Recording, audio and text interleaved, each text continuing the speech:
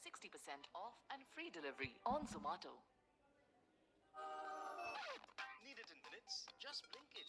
Download the Blinkit app now. Need it in minutes? Just blink.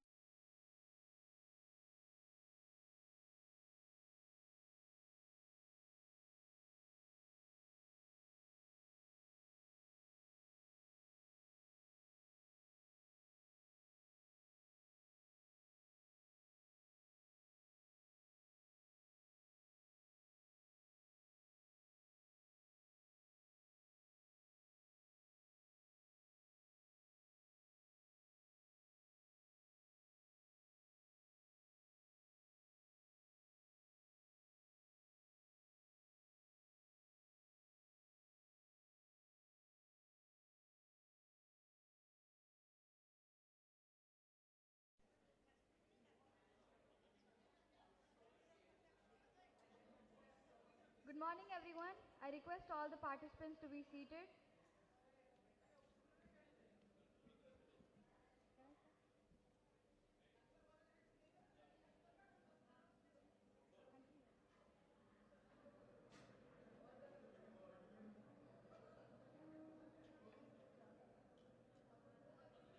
What? Silence.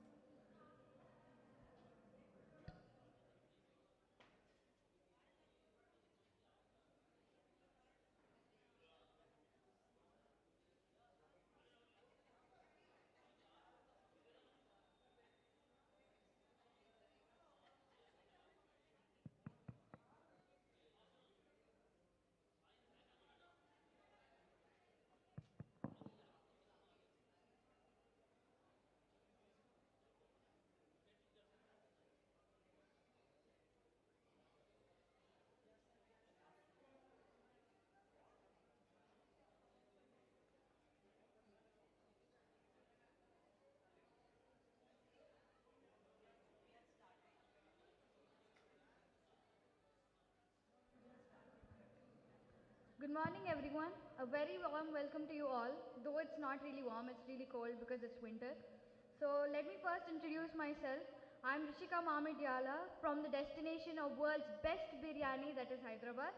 Currently, I'm studying 11th grade in Suchitra Academy International School. Today, I'm honored to welcome you all to this auspicious event. I hope everyone is excited and eagerly waiting for today's commendable program, that is the 131st National Brahmo Conference Day 2. So before we begin, I'd like to thank God, the Almighty, for bestowing us this opportunity, which is more of a blessing, to come together and participate in this holy occasion. So without wasting any more time, let's start. So there's a slight change in our schedule. Now we'll be having Samagana instead of Vedic recitation. So, Samagana is not merely a name given to singing hymns of Veda, but represents the philosophy and science of uniting thoughts, sound and music. So now let me invite Ms. Gayatri Banda ma'am for the Samagana. Ms. Gayatri Banda are practicing Brahmo since 2 decades. She is a scientist by profession working in Atharva Life Sciences, Hyderabad.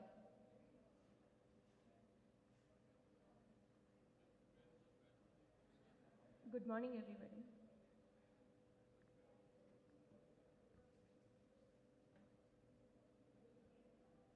Om Ishwaraya Namaha Ishanaya Mahatpadaye Namaha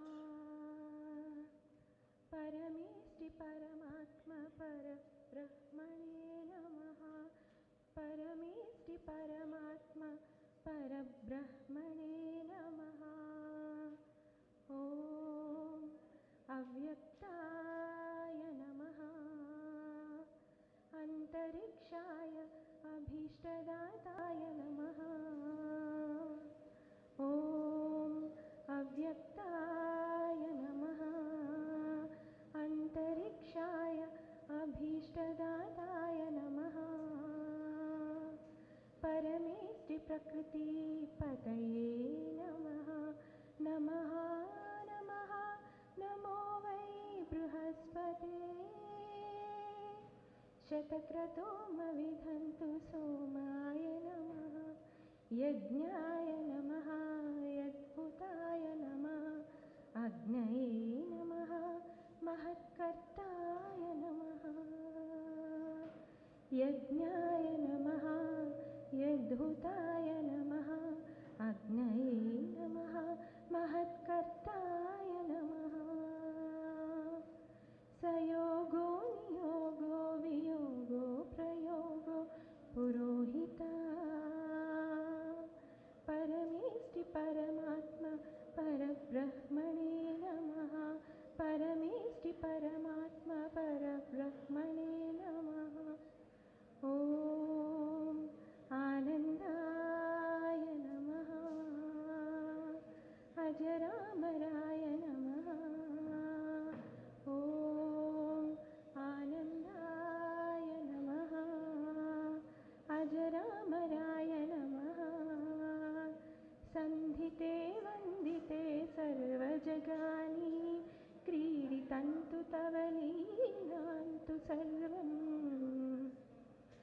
विश्वानि चक्षवे विश्वप्रचक्षवे विश्वस्यापतिम् अभीष्ट्यापतिम् विश्वानि चक्षवे विश्वप्रचक्षवे विश्वस्यापतिम् अभीष्ट्यापतिम् ॐ ईश्वराय नमः ईशानाय महत्पतये नमः परमेष्टि परमात्मा परब्रह्मणे नमः परमेष्टि परमात्मा परब्रह्मणे नमः ॐ ईश्वराय नमः ॐ शान्ति शान्ति शान्तिः Now let us see the meaning of this Samagana. The words in this hymn explains the attributes of one and only Almighty, and it also explains how the human hearts bow down to Him in self-submission. O the Lord, you are the one and only worthy to be chosen as the Supreme and Almighty, the Master and Ruler of everything, the Lord of all divine worlds, the final destination and ultimate objective for everybody, the Creator who is beyond and above the creation, doer of infinite deeds, the great self-effulgent. We bow down in self-submission to you. O the Almighty, you are the doer of great things, and make us to do great things to reach you. O the Almighty, you govern the time, guide our thoughts and deeds to spend such time in your remembrance. O Lord, without the origin and end, the giver of eternal bliss, the entire creation in enlightenment play in tune to your commands in awe, and bow down to you in submission. Similarly, may we overcome our ignorance and reach the eternal bliss through our self-submission. Thank you. Thank you very much, ma'am. Upasana focuses on the immense importance of devoting one's time for worshipping Almighty. So now I invite Professor Debashish Rai Chaudhary sir from Calcutta onto the stage to conduct today's Upasana.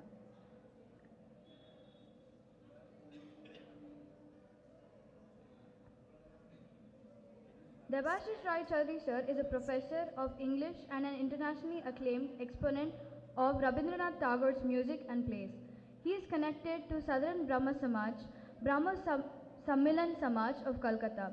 He has conducted spiritual service or Upasana in several Samajas in India and in the Unitarian chapels of UK. Sir, you may please start.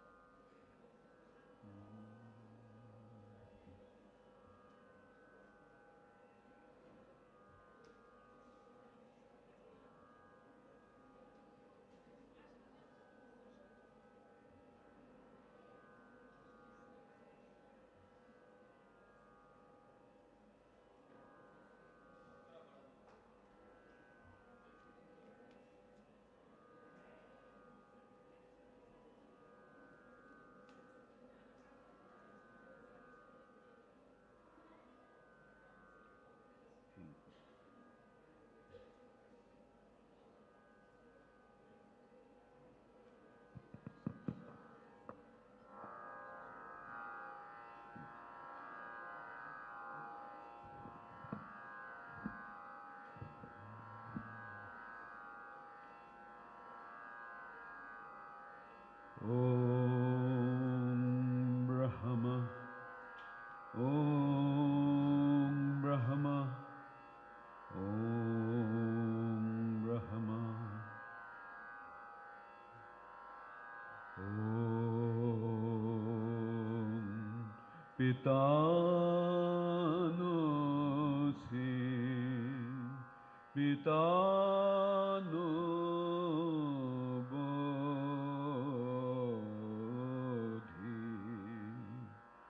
Namastestu Mama Hingsi.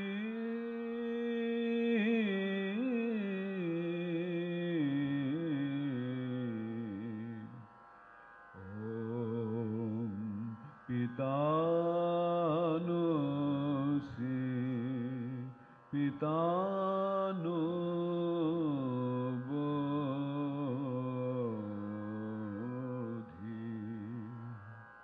Vishwani Deva Savitar Duritani Parasuva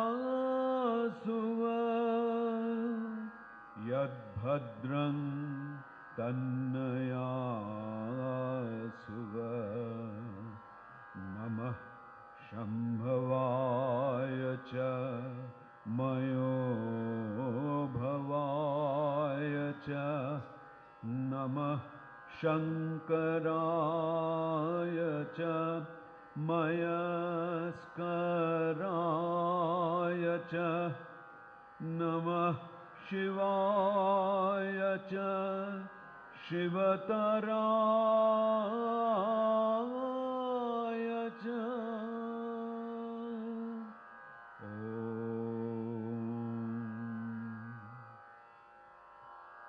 O Father, you are my Father. Like a parent, impart knowledge and wisdom in me. I salute thee. Oh, do not destroy me. Protect me from all weaknesses and failings. Oh, please do not forsake me. Don't abandon me. O Divine Father, forgive all my sins. Send in me all that is good, since you are the receptacle of all good. You are greater than good. You are beyond goodness. You are the eternal goodness. Dear friends, colleagues, respected elders, and most promising young adults and children, we have congregated together in this holy arena to worship Brahma, who is like our parent, loving and caring, like our friends, even like our foes, who can be cruel at times. We try to understand this all-pervading power that has created the world around us and is the reason for our existence and our consciousness. Today is a bright, sunny day, and nature appears fresh and full of the goodness of the Creator. Let us all concentrate and involve the happy spirit within ourselves. We would like to invoke the Parama Brahma to begin the upasana of the Supreme Power. Om Yo Devagno Yo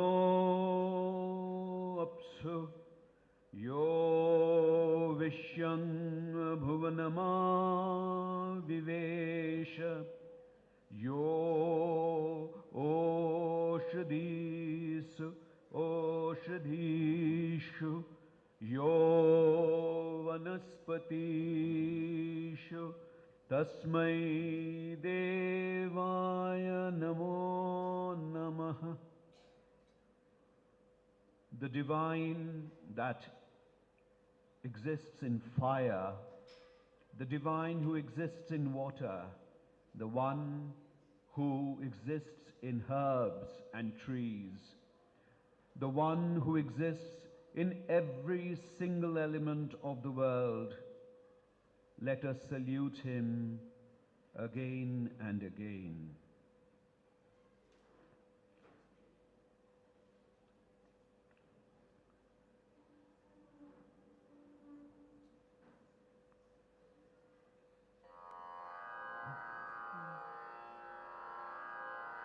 Jago shakolo, jago jago shakolo, amriter odhikari, nayana khuliye dekho koruna nidhan, Papohari,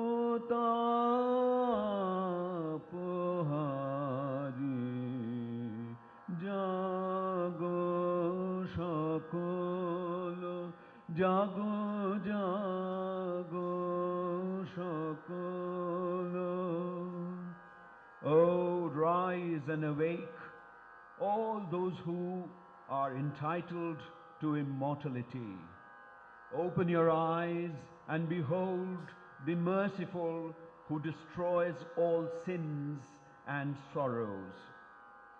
Purab Aruna Jyoti Mohima Prachare, Purab Aruna Jyoti Mohima Prachare, Bihago Jasho Gahe Tahari. The morning sun in the east announces his glory, and so do the birds. The morning sun in the east announces his glory, and so do the birds. Hridayo kapat khuli chakhure na jatane, premamaya murati jana chitahari.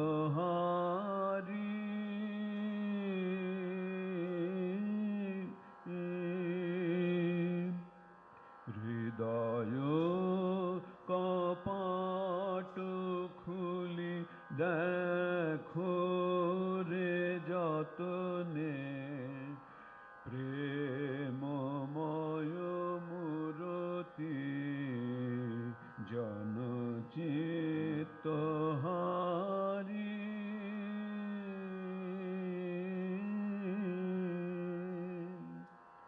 Open thy heart and carefully behold his loving presence. Open thy heart and carefully behold his loving presence. Dakore nathe bimalo prabhate, dakore nathe bimalo prabhate, paive shantir bari, jago shakolo, jago jago shakolo.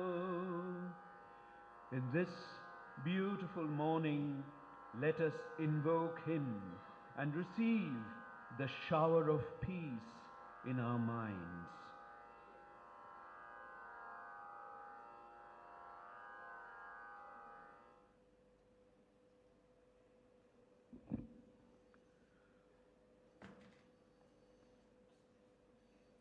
Om Satyam Jnanamanantam Brahma Anandarupam Amritam Yad Vibhati Shantam Shivamadvaitam Shuddham Apapavidham.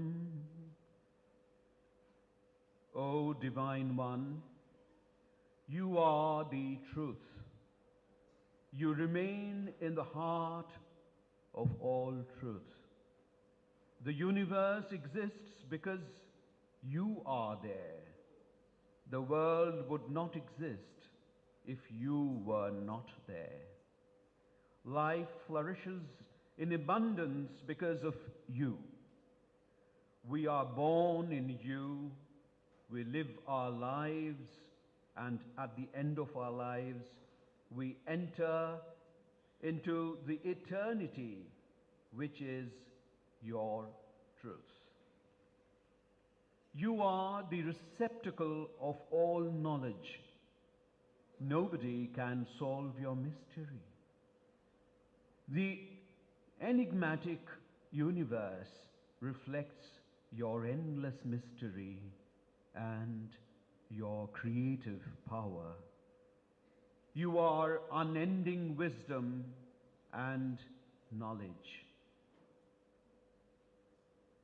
You have given us a part of your consciousness, feeling, and intellect to realize the greatness of this creation. Our science constantly strive to solve the mystery of the creation, yet we can only discover a minuscule part of this entirety.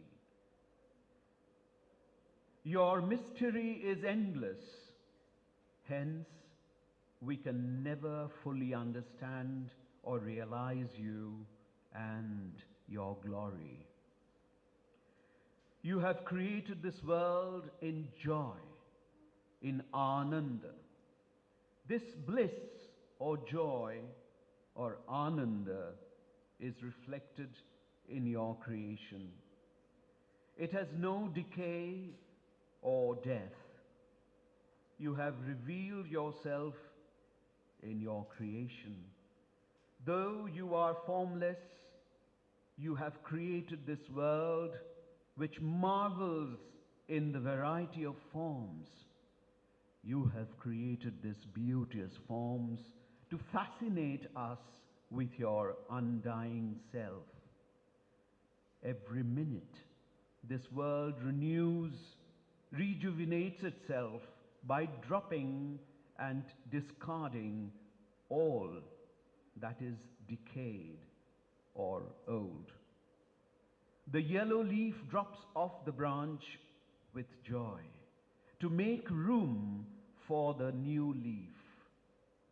Thus, you constantly receive us, create us, and revive your world from the clutches of death and decay. Your Amrita Rup, or undying nature, is revealed in the process that constantly rejuvenates itself. You are Shantam, at peace. You are Shivam. You are constant, eternal. That is why the creation exists by assimilating all contraries. You are Advaitam, Ekamevadityam.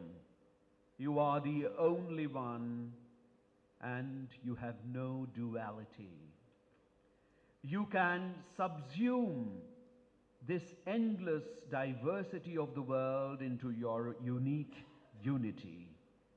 We pray only to you in all our sorrows and joys. You are Shuddham, pure. Sin cannot touch you. All the pettiness, all impurities of humans disappear if we surrender to you. You are the most beloved. You are calling me with all your love. Shedake amare.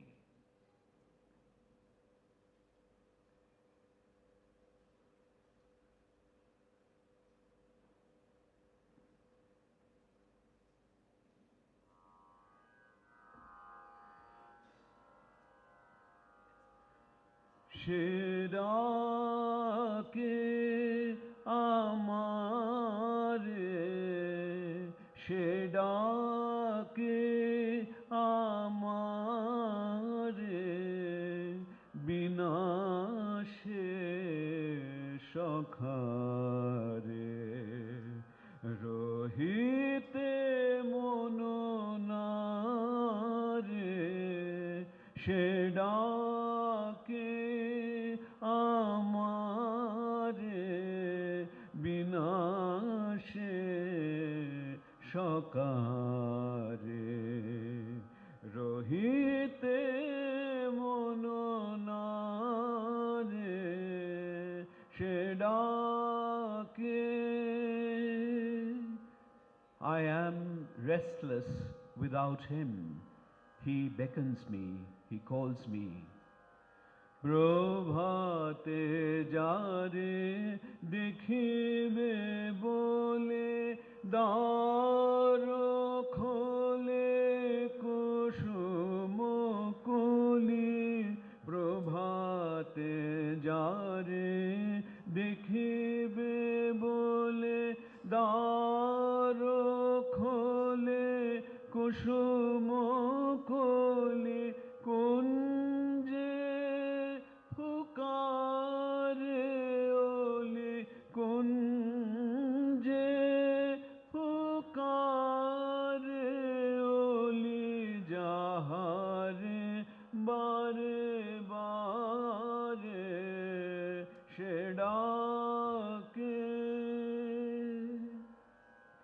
নিঝর কলকণ্ঠ গীতি বন্দে যাহারে,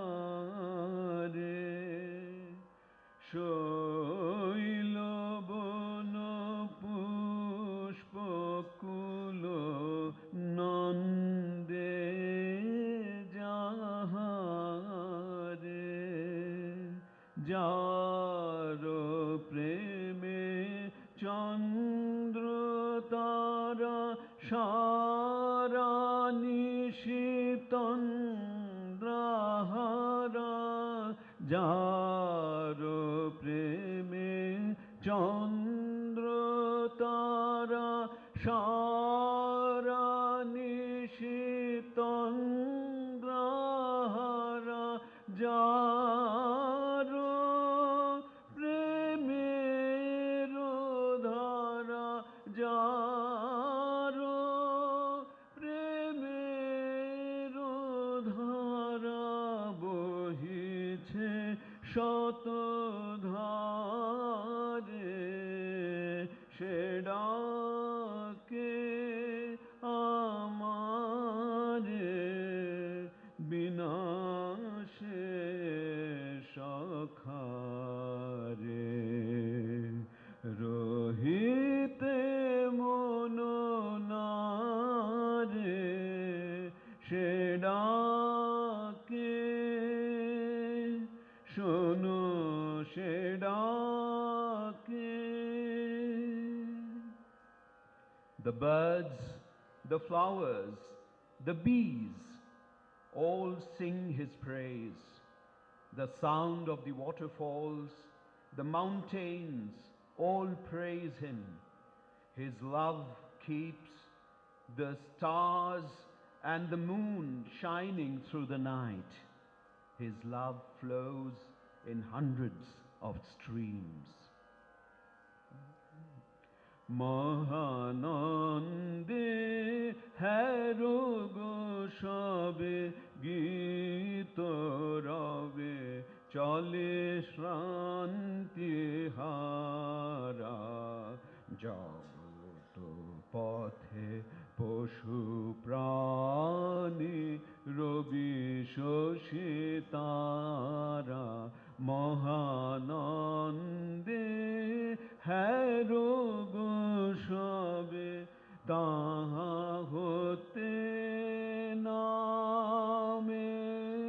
jar জীবন মন প্রবাহ তাহা হতে নামে jar জীবন মন প্রবাহ তাহারে খুঁজিয়া চলেছে চলে শ্রান্তি হারা आनन्दद्वेव खल्विवानि भूतानि जायन्ते आनन्देन जातानि जीवन्ति आनन्दं प्रयन्ति अभिसंविशन्ति. Everything emanates from the joyful Brahma. In joy, they exist. In joy, they are subsumed in the Brahma. Every material, living being, and consciousness emanates from this super consciousness. We humans try to seek Him, and because of Him, we create and continue our strivings. Now, let us meditate on this super consciousness. Om Bhur Bhuvaswaha Tatsaviturvarenyam Bhargo Devasya Dhimahi Dhiyo Yo Nah Prachodayat. Om. In simple English, this means Bhu, that is this earth. The Bhuva, the macrocosmic multiverse, and the Swaha, that is our inner microcosmic or microcosmic self or the consciousness. All are created by that eternal power.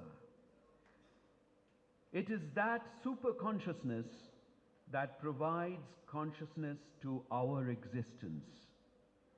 It conceals man directly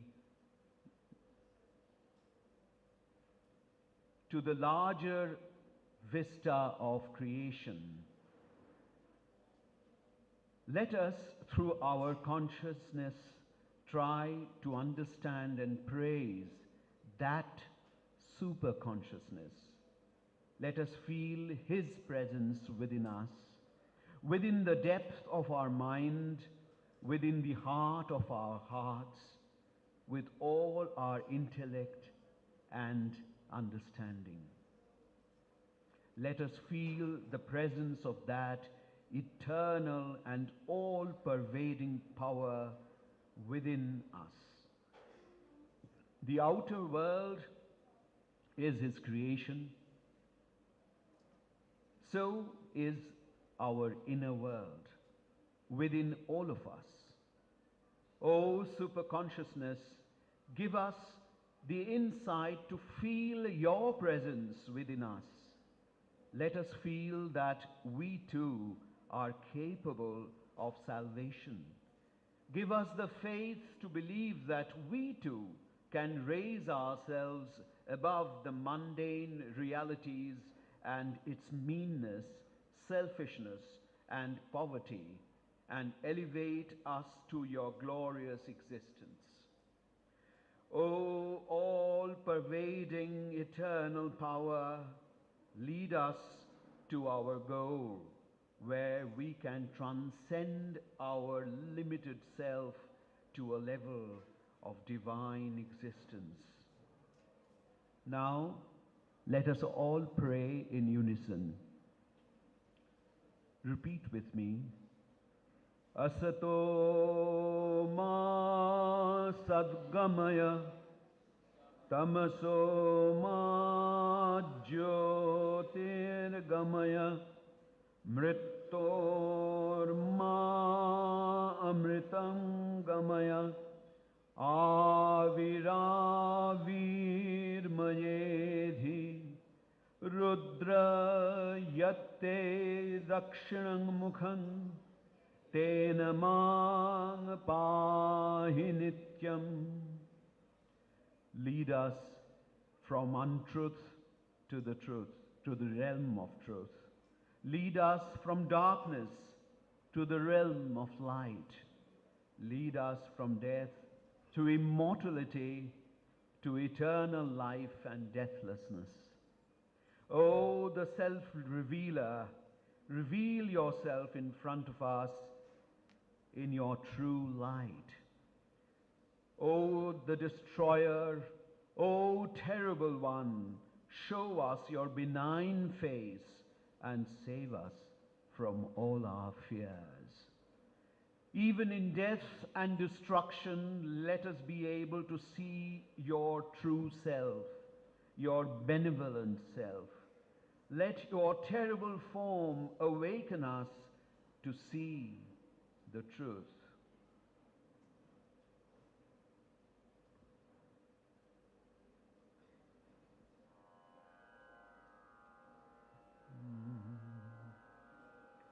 Kar milan chao birohi, tahare kotha khujicho,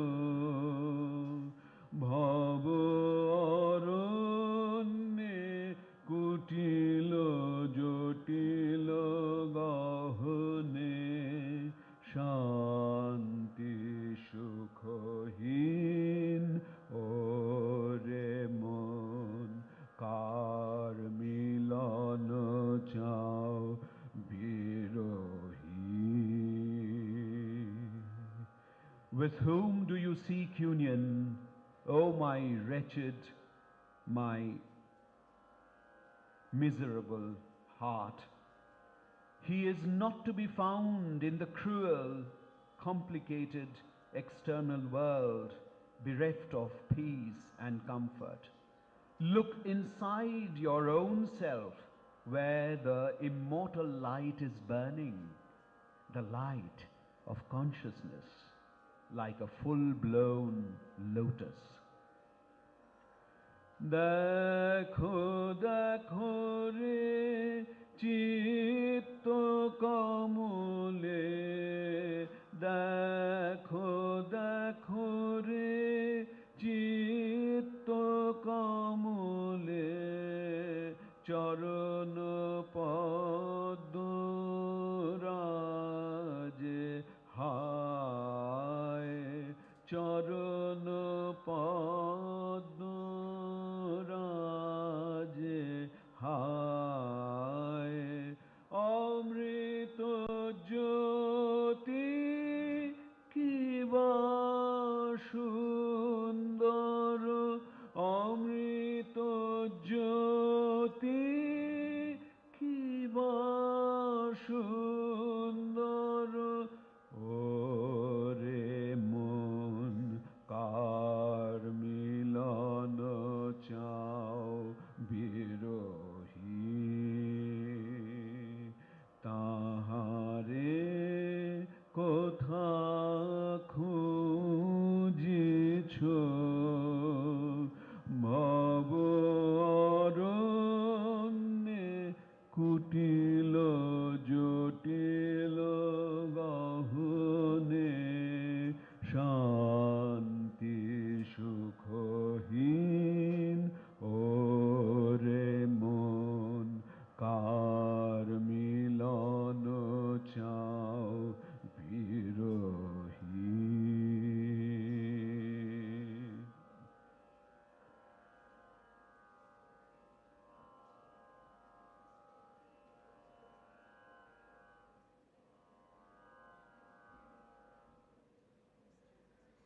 This year, the world is celebrating the 250th birth anniversary of Raja Ram Mohan Roy.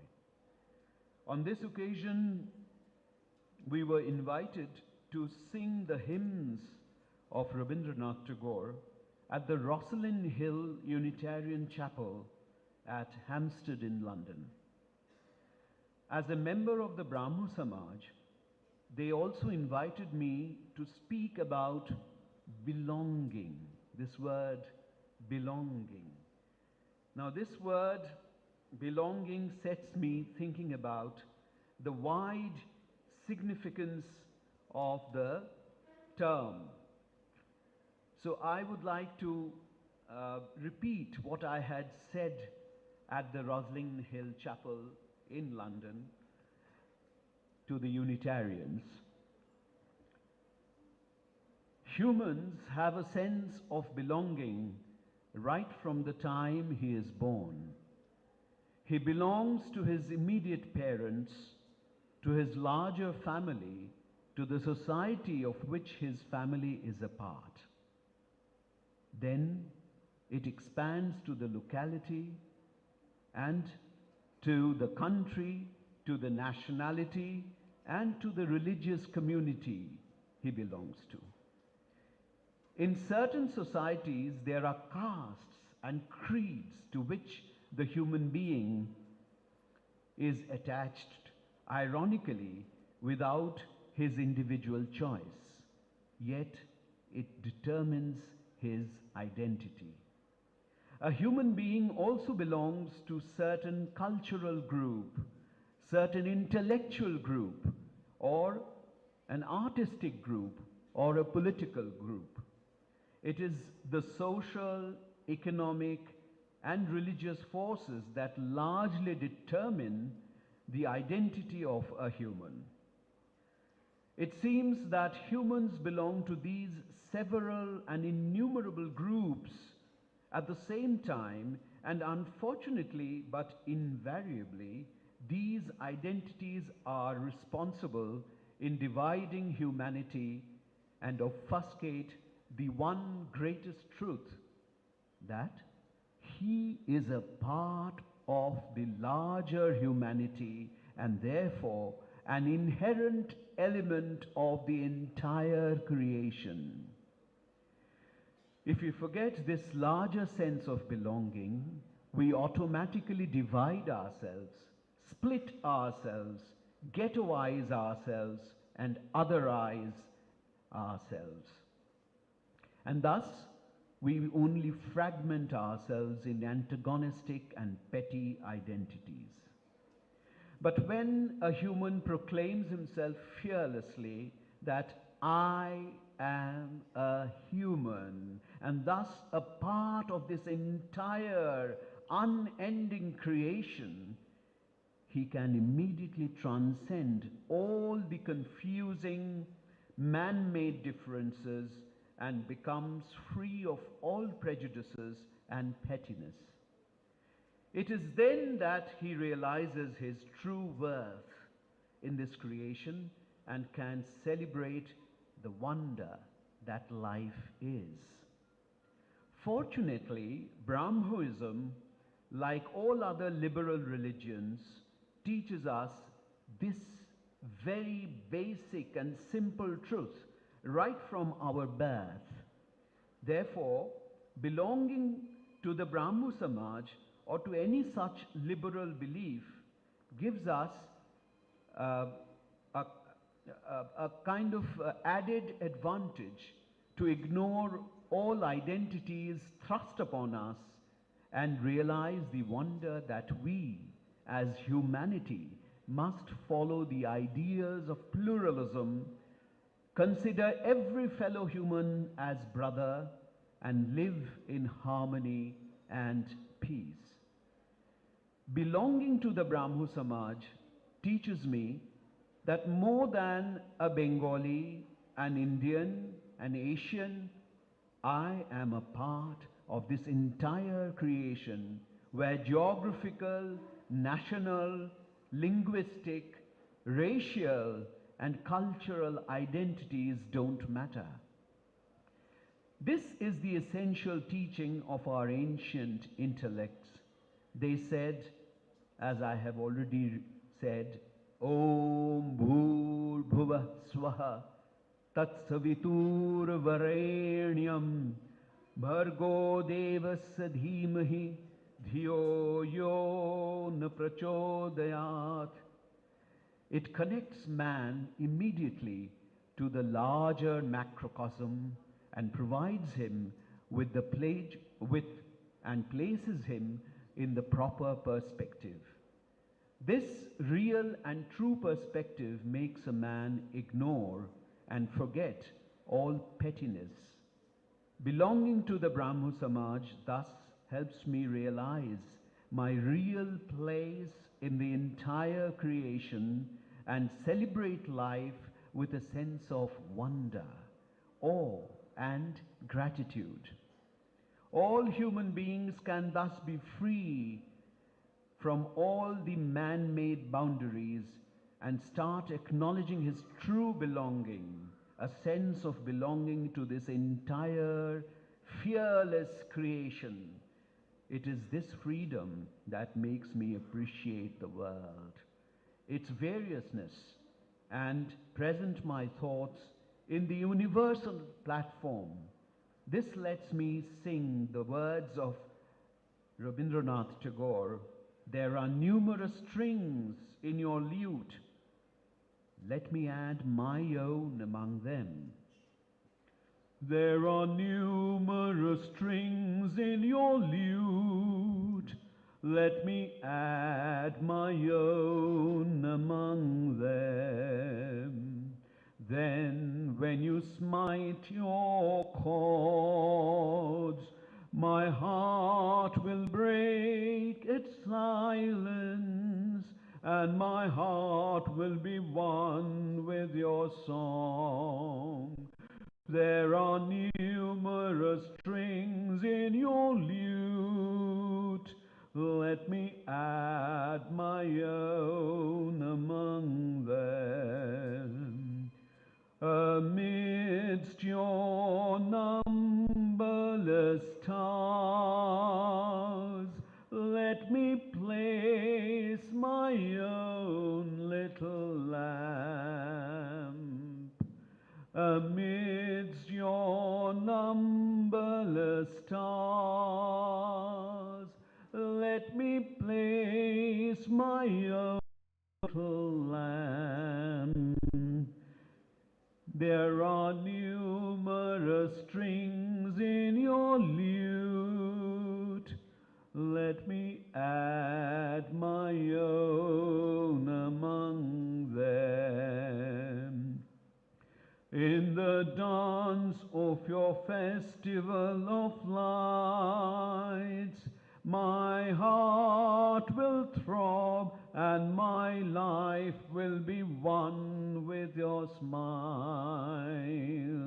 In the dance of your festival of lights, my heart will throb and my life will be one with your smiles. There are numerous strings in your lute. Let me add my own among them. Today, let us remember Raja Ram Mohan Roy, who introduced rational thinking in our lives and in our religion. Rationality, which again is a gift of God, should be practiced in every walk of our existence. Let's learn to question and defy the age-worn superstitions and the meaningless rituals and practices. Let me remind you, all of you, including the children, that today is also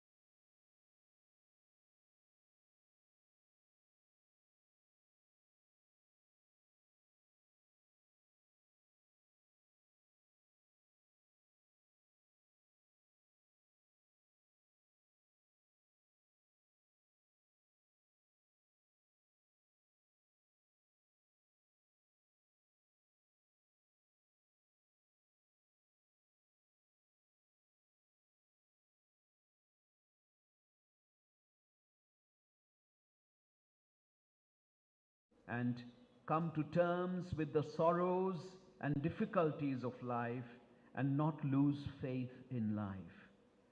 In other words, let Brahmoism be a way of life for them. That would make them a better human being, kind, free, brave, rational, and loving. Om yo eko varno bahudha shakti yogat varnananekan nihitat dadhati vichaiti chante vishwamadau sadevah sano buddhya shubhaya sangyunaktu Om Shanti Shanti Shanti Om Ekameva Ditiyam Hari Om Tatsap Brahma Kripahi Kevalam.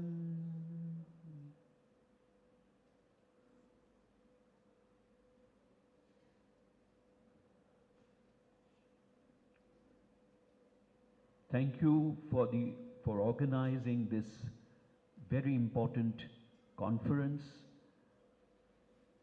All the organizers should be congratulated for this, and all the participants and all those who had congregated here. This has been a very important Brahmo conference because of its theme, because of its focus to the children, so that they can lead their life in an emancipated way, the way that Brahmoism teaches us. Thank you.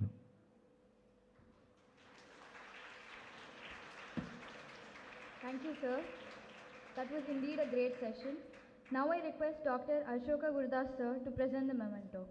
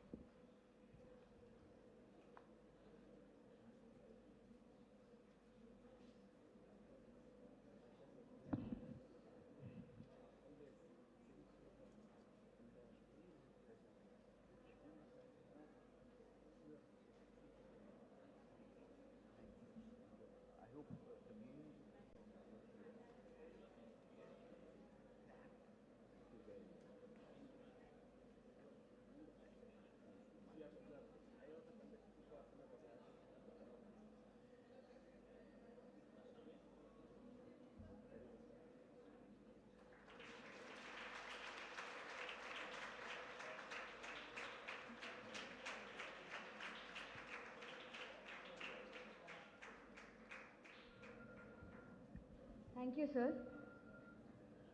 So now it's time for a short break. So let us now take a short interval. So everyone have a break, have a Kit Kat. If you only have one, because apparently we're out of stock. So we'll have a tea break for the adults here in the first floor, and children can go to the ground floor. Thank you.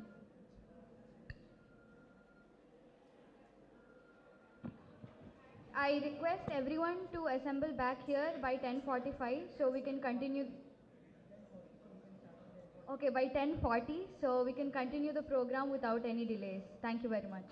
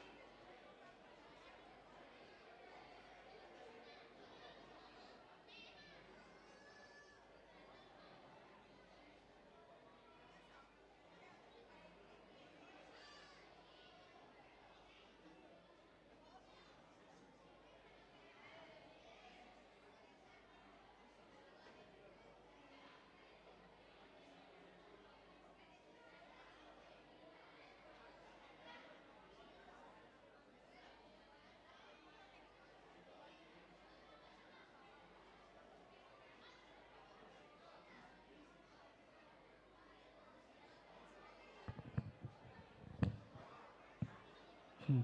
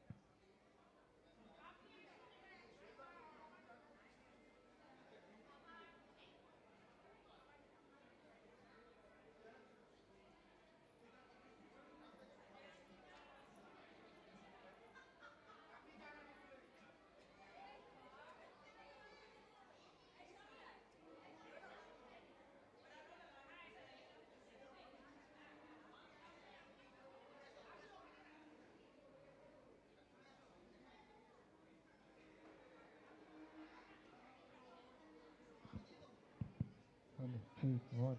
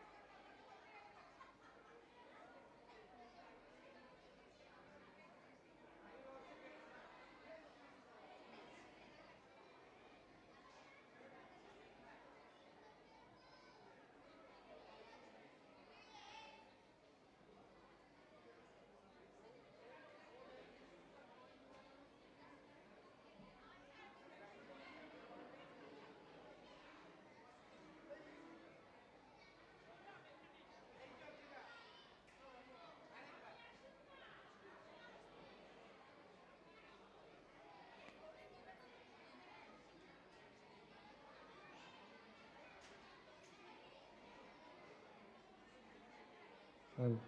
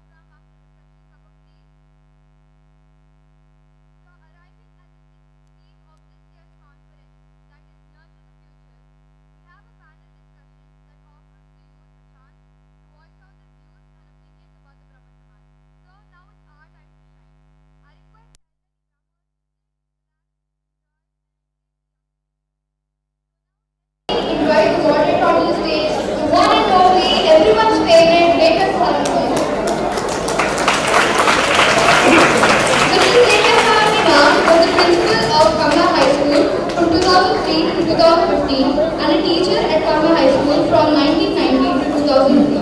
Mrs. Rekha Sani ma'am truly exemplifies the guardian principle, be the change you want to see in the world, and this has kept her motivated to relentlessly contribute to the growth and education of first generation learners. She is known to put all her energy behind anything she takes on and to persist until she has productively completed the task at hand.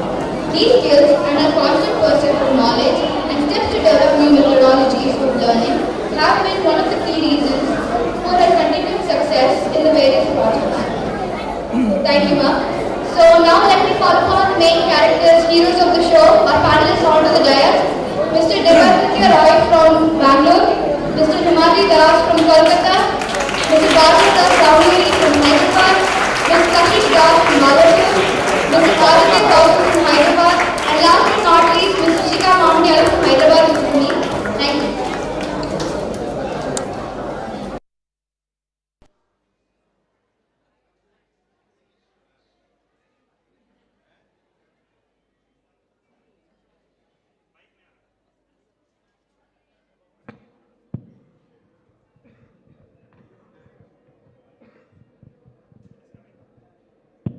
Raju thank you इसका stand है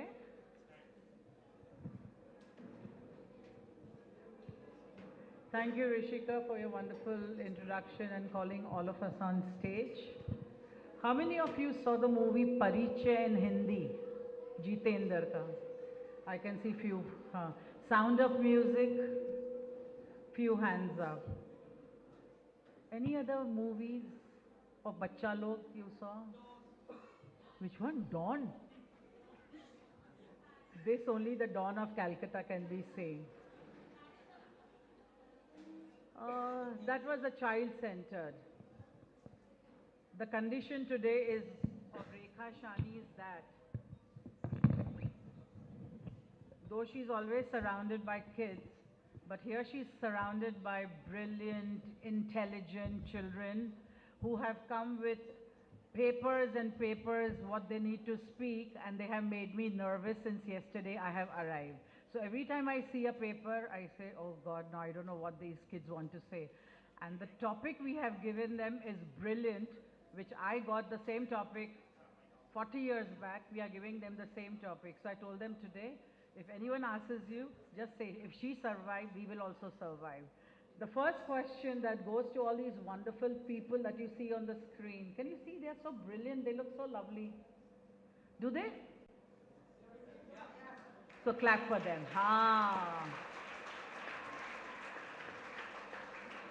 So one of the things, and the question is, what do we expect from Brahmo Samaj?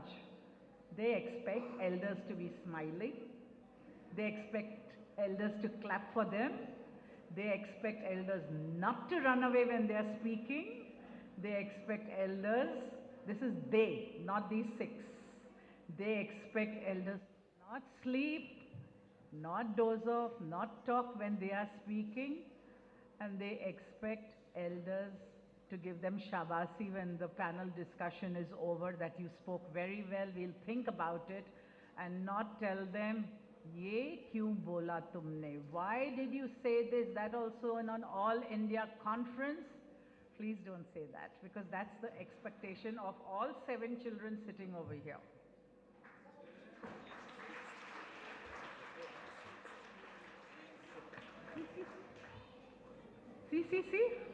See, there are like thappis and thappis as if they're going to give the, I don't know which exam. So, I just have their introduction and a few tissue paper if I need to cry.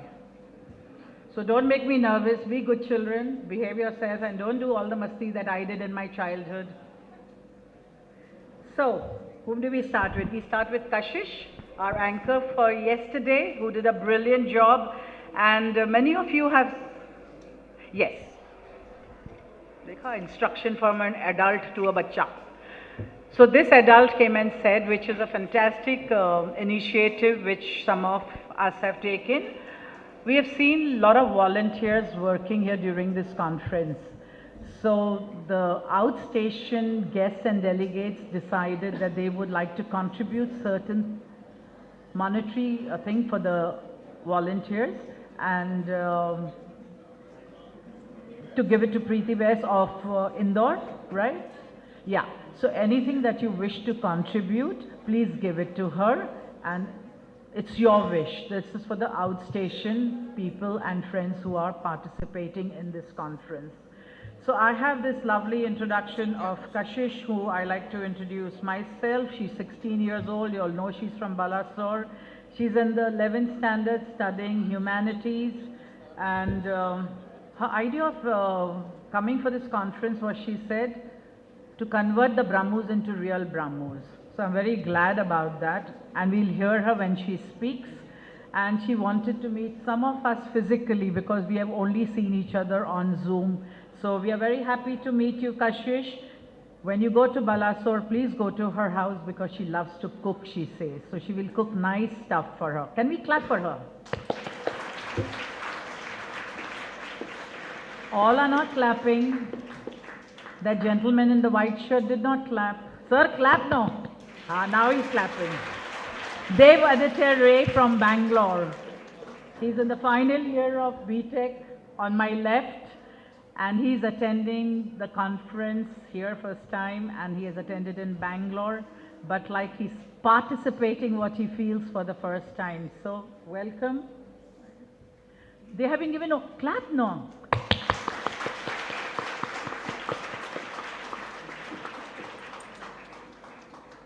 Dr. Savita had her hand down, now suddenly she put it up like that. He's from your city, ma'am, so you should clap double for him. We have Rishika, who came 8 years back to India to ensure that she changes our country. So welcome, Rishika, and we are looking forward that you will change our country, and we'll give you saath in everything. Next to him is Bhargav. Bhargav, welcome to the panel discussion. You all have seen Bhargav. From day one, he's been over here. Poor fellow has not even slept. Day before, I know that some of the panelists were waking him up at 12 in the midnight and 2 o'clock. Kya karenge? Ye principal thi, samajhti nahi hai. Then they asked my age also and things. So we are doing all this because we need to relax all of us because we are all stressed out. So please, अगर कुछ गलती हम बच्चों से हो तो हमको माफ करना. Aditya, you want to introduce yourself? Mike. Yeah, my name is Aditya Gautam. I'm from Hyderabad, taken Brahma Samaj. How old are you? I'm 15 years old. And he's got one thing, Dr. Arup and Dr. Ashoka, which we need to know. He loves robotics. So we need to know what future Brahma Samaj has through robotics. Yes, Aditya? Yes, ma'am. Abhi phas gaya bacha. And we have this young man. Introduce yourself. Hello. My name is Yeah, go ahead. Himadri Das, and I am from Kolkata. My age is 23 now, and I have just completed my graduation, and very keen interested in Brahmoism. So I came over here to meet all of you, all Brahmo delegates all over India, and I want to know myself and know the Brahma Samaj, Brahma Dharma more deeply and more accurately, and want to spread the message all over India and abroad, if it is possible for me. Thank you everyone. His name is Himadri Das, and this is his first real big exposure to Brahmo Samaj, and he's a student, he's learning, and he's come to learn from all of us. So, who wants to start? Who's waiting to speak? Okay, the first question, as the screen would have shown us, and as our topic says, what do you expect from Brahmo Samaj? Rishika, may I ask you please first?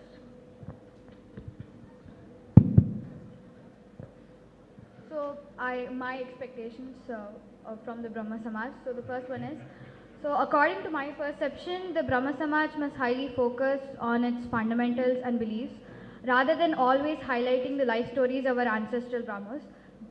So I feel and strongly believe that the core principles of the Brahma Samaj must be given foremost priority, because that is what forms the basis of Brahma Dharma and the Brahma Samaj. So it is utmost significant to preserve and cherish the essence of Brahma Samaj.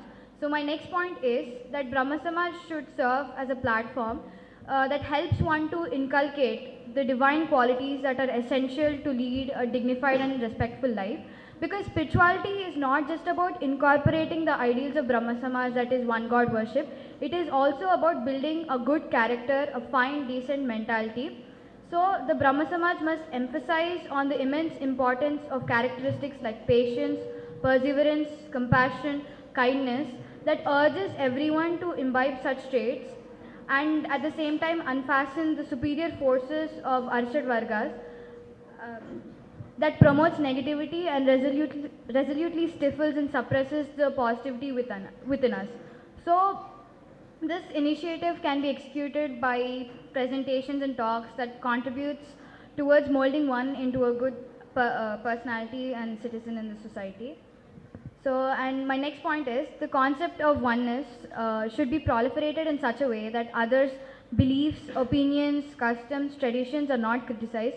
Because in a country like India, which is equipped with diverse cultures, distinct customs, one should be very careful and cautious while spreading the idea of oneness, the concept of oneness. Otherwise, it might trigger conflicts and disputes in the society and may also lead to the disintegration of Brahma Samaj from the Indian community. So, and it may also create misconceptions about it and may have a bad remark on its reputation. So, to achieve the goal and aim of Brahma Samaj, it must be directed in the right path. So, and next is, as I mentioned earlier, the necessity of to stress upon the prominence of spiritual attributes. At the same time, it is equally important to implement them practically by performing noble deeds like helping poor people, like enabling them the provision of facilities like educational needs, food, shelter, financial and emotional support. So my last expectation. So finally coming to the theme, motto of this year's conference, that is nurture the future. But first we need to understand like the mentality and mindset of the future generation. You see kids and teenagers these days, they are completely submerged into their pleasures, joys and the worldly life basically. So you find people on Insta, movies, sports. I'm not saying it's a bad thing, it is a good thing. You should enjoy life, you only have one life. But you should maintain a balance between spiritual and worldly life. So, but these days kids, their desires and aspirations like allure them into a trap. So they're getting detached from the right path, from the purpose of life, which disturbs the balance between spiritual and worldly life. So in order to grab their attention, it is foremost important to signify the outlook of the Brahma Samaj in an interesting and fascinating way so that they can get connected and captivated and they can understand and realize the purpose of life. So thus this is a very complex task which demands intention, dedication and determination. So these are my expectations. Thank you very much. Thank you.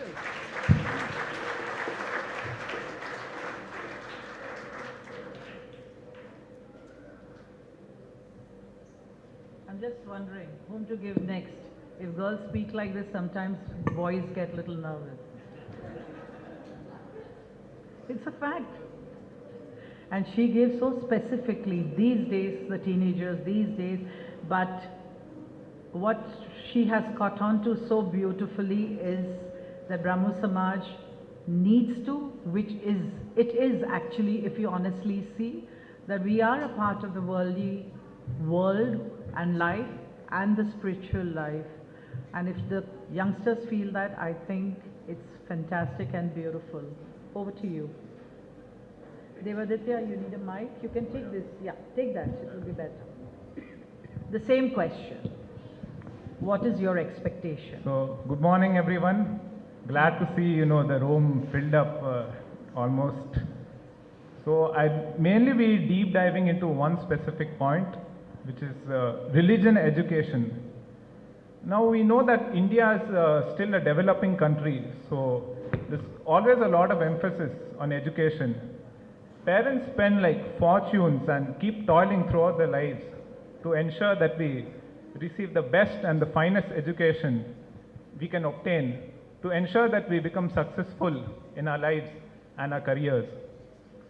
They send us to schools with the thinking that it will lead to an all-round development. However, coming to the religious aspect, the Indian education system doesn't quite do a good job. With respect to this, I remember I studied in a Christian school, and we used to have a class of Bible study every week for around an hour or so. However, that abruptly stopped during around 4th grade due to either a High Court ruling or a Supreme Court ruling, which stated that educational institutions which are of a secular nature should be forbidden from propagating or teaching about a particular religion. So that was quite a drastic shift. The Bible study class, believe me or not, was one of the best subjects taught during the week. Every class, the teacher would pick some small section of verses from the Bible, tell us a related story about it, and give an example. Ask us, what do we understand about it? Explain its underlying meaning and how we are supposed to interpret it. And with that, teach us more associated values and link that with other section of the Bible. And we used to learn a lot about Christianity during that 1 hour. Why I'll tell you it was one of the most interesting subjects was because in the other normal classes like English, mathematics or science, the students were quite inattentive, like some students are talking among themselves or throwing paper balls at each other. But during the Bible study class, there was pin drop silence. And the teacher never had to discipline anyone. So the bite-sized content with the interesting stories attracted everyone a lot. When that changed to the value education class, it became very direct and boring, with teachers always advising us, be patient, be honest, be punctual, and giving us homeworks such as, I will not break my friend's crayon, write it in the notebook 10 times, and bring it for correction the next day. I'm not saying that the core values and ethics which they taught in the value education class was bad, but the moment you add the concept of religion to it, it touches another dimension of depth and interest per se. So now, with the system not quite, providing the necessary religion awareness, it's up to the parents' responsibility. But again, with the IT industry boom and the corporate work culture, the 9 to 5 or more or less I've observed it becomes a 9 to 9. So it really becomes hard for the parents to, teach their children or find the time for other activities. Then here, now the ultimate responsibility then falls on the religion community, with which we are part of the Brahmo Samaj. They should be conducting classes such that these are structured courses where the children are exposed to bite-sized content, about their particular religion they are following. And with every subsequent class, different small parts of the religion should be covered in a very child-friendly manner, with interesting stories, quizzes, in a very interactive manner. And even only other than deep diving into one's own religion, they should even at a brief level or a high level even talk about the other existing common faiths and beliefs in the society regarding other religions. So that way what happens is, I used to observe in my school, sometimes when we would discuss or maybe ask someone regarding religion, they would refrain from speaking about it and tell that their parents forbade it from speaking it, or talking about it. So I would get quite confused, but then later I realized that religion is quite a sensitive topic, and there was a fear maybe among the parents that the children might speak something or some hurtful comments unknowingly, and that would lead to unnecessary quarrel and fights. So due to this reason, even once or twice, our teachers also instructed us not to talk about religion among ourselves. However, this is quite contradictory because we will be firing away questions during the Bible study class about Christianity, and then we are not supposed to, talk freely about religion. So this way, I mean, if they have that basic information, freely you can approach people and you have like the faiths and, the thoughts regarding that, and you can engage in religious dialogues which will be very open-minded, and therefore thinking across individuals is very much required. In this regard, I would like to thank Sir Ravi Shankar uncle a lot for introducing the Brahma Dharma classes for children and the youth recently, which gave an excellent opportunity to dive deep into the Brahmo waters that I've been trying to learn for some time. Yeah. Okay. Okay. However, I would, love to see like such classes as widespread as how, they are in other religions such as Christians or Muslims, where they weekly conduct like weekend classes across churches, or keep reading classes for the Quran with lots of children and inquisitive youths enrolled in them. Thank you. Thank you.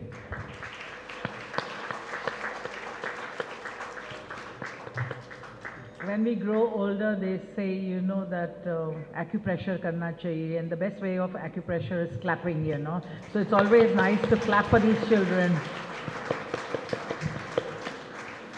Sir, Professor Saab, you're saying yes, but you're sitting like this. And that also in the first row, sir.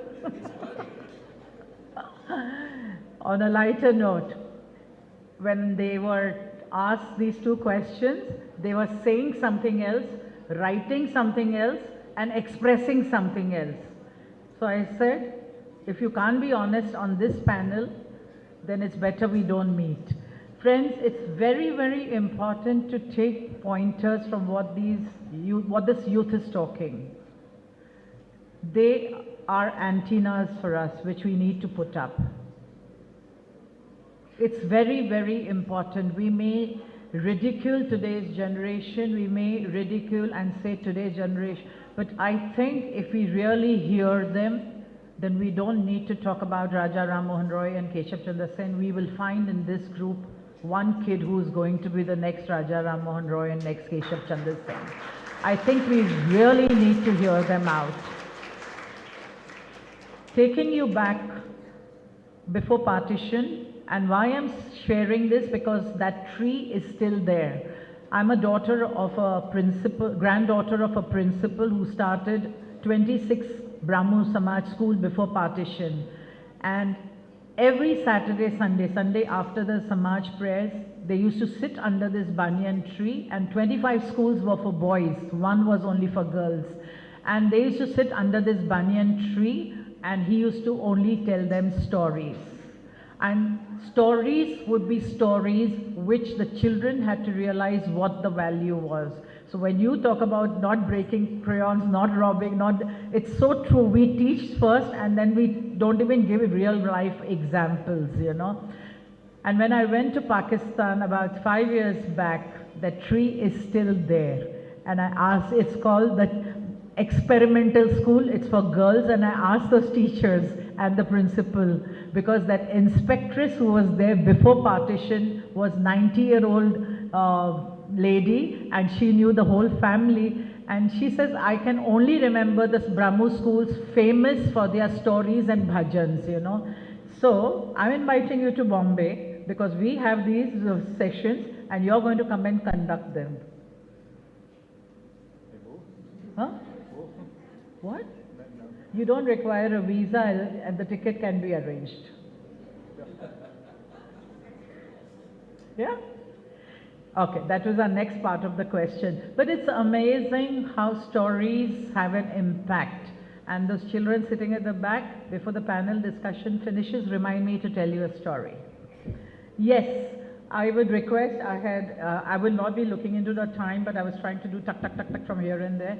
But it's 3 minutes for the first question, and then we go to the next. Either ho gaya? Mere right ka ho gaya? You want to say something? Aditya would like to share his expectations. Yeah, okay. I expect that, as we know, there are two main festivals we celebrate, that is Bhagotsav and Magotsav. And these two festivals are celebrated in big scale only at Kolkata and Mumbai. And at other Samajas, the members of Samaj simply exchange wishes. In Samajas, they have get-together functions, potluck lunches, where they are celebrated in a large scale and have a huge gathering of youngsters and elders. So I expect that we should also celebrate these festivals in a large scale to attract children like us. We should also celebrate the birthdays of great prominent people such as birthday of Raja Rammohan Roy, Gurudev Rabindranath Tagore, Keshav Chandra Sen and Pratap Chandra Musumdar in a big scale. I also expect the Samajas, other Samajas to sponsor educational scholarship and also sponsor educational scholarship to abroad studies and involved in social activities. Yeah. Keep it there.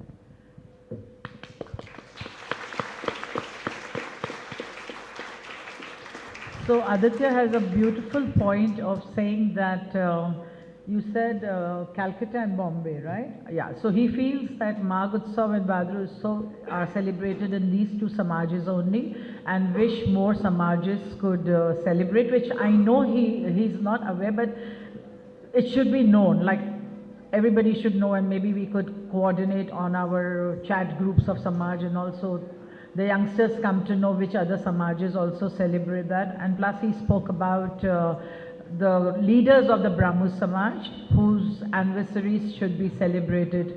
Here Aditya, I would like to tell you that the Samajas all over India not only celebrate the anniversaries of Brahmo leaders and seniors, but they also celebrate the anniversaries of reformers, social reformers, you know. So you must be getting, when you see the messages also, sometimes if you're on that chat, you will read Pune Prata Samaj, Bombay Prata Samaj, all these Samajas do put, even Hyderabad, today we celebrated these. So there are a lot of celebrations going on, but we need to make each other aware more about it. And Brahmo Samaj definitely believed in education, so we need to have more scholarships. And I think it would be beautiful if All India Brahmo Samaj has scholarship for children rather than only individual Samajas having scholarships, you know, like our Brahmo children go abroad. Excellent. Thank you so much, Aditya. Kashish, your expectations from Brahmo Samaj. Hello everyone. I feel that now most of the parents mostly give importance to their kids' education and career, which is definitely important, but they don't teach their children to be religious or devotional. They keep saying, अभी पढ़ाई कर लो, पैसे कमा लो, फिर उम्र होने के बाद ये सब करते रहना, which is really not right. They need to drag their children in the path of dharma along with guiding them for their career. Most of the youngsters are nowadays not interested in these kind of valuable talks or prayers in the upasanas. So I expect that the members of Brahmo Samaj add Robindra Sangeet with a few fusions, compositions and tals and some life stories about the founders and leaders of Brahmo Samaj and Brahmoism in the form of role play in the upasana to attract people's minds towards Brahmoism, along with online sessions and campaigns in different cities and states. Because I'll tell you one thing, something about myself. When I was in my second standard, my mother was preparing me for a school fancy dress competition, and she was very confused like what character she should make me. So my grandfather then suggested her to make me Raja Rammohan Roy, and I was dressed like Raja Rammohan Roy with a big moustache on my face. And I delivered a speech, I did the act, and I secured the first position in school that time. After that, I start taking interest in this kind of thing. So that is why I feel that most of the kids will be interested in Brahmo Samaj in these ways, right? So, and one more thing also I expect from the parents of children, that they should also drag their children towards these things. They should raise their children the way I was raised by my grandparents. I also didn't like these things when I was very young. I was like, मुझे नहीं जाना मंदिर. Why I need to go? I want to play. I don't want to go there. What to do in Upasana? It's very boring. What to do? But my grandparents forced me, no, chalo, you have to come with me. You have to come with us. You have to attend the prayers and Upasanas. So with time I got acquainted with this and I accepted that, and he also made me understand the fact that भगवान जानने की चीज़ नहीं है, भगवान मानने की चीज़ है. God is not the one to know, it's the one to believe. So I just want to say this. Thank you so much. Thank you, Kashish. मानो या ना मानो, आज के बच्चे बहुत होशियार हैं. तो बच्चे जानने की चीज़ नहीं है, मानो आप उनको. भार्गव जी. Thank you, ma'am, for your question. So today I want to humbly express my expectation from Brahma Samaj. Brahma Samaj. Before telling my expectations, I want to share a few rumors which are circulating in the social media nowadays. People are saying that Brahma Samaj was active in the 19th till mid of the 20th century, and now it got very inactive. And celebrities like Payal Rohatgi are saying that Sati wasn't even existed. What did Brahma Samaj and Rajaram Mohan Roy did for the society? Nothing else than doing chamchagiri for the British Empire. So these were her statements. So by listening all these, we as Brahmos know that these are nothing but false and envious comments. But for the young generations, when they listen these type of rumors, they will certainly think and believe that these statements are true and will build hatredness in their heart towards the Brahma Samaj and Rajaram Mohan Roy. So is it for this purpose? Our great leaders have suffered a lot for their entire life, traveling from places to places, without even having any holiday trips, just to spread the message of the powerful one and only one God. This is where I expect that if and only if our present Brahmo leaders from Samajas across India should have countered the abusive talks, a false propaganda against our Rajaram Mohan Roy and our Brahma Samaj. I expect the people of Brahma Samaj should actively participate in the social activities which is for the Brahma Samaj is recognized from the day one as a part of Samajika Yagna. I expect that our people of Brahma Samaj should follow the path of Brahma Dharma strictly and should make their children also to do so. And the last thing that I expect from our people is to support me in the social activities that I want to do from each and every Brahma Samaj and from each and every corner of India. Thank you.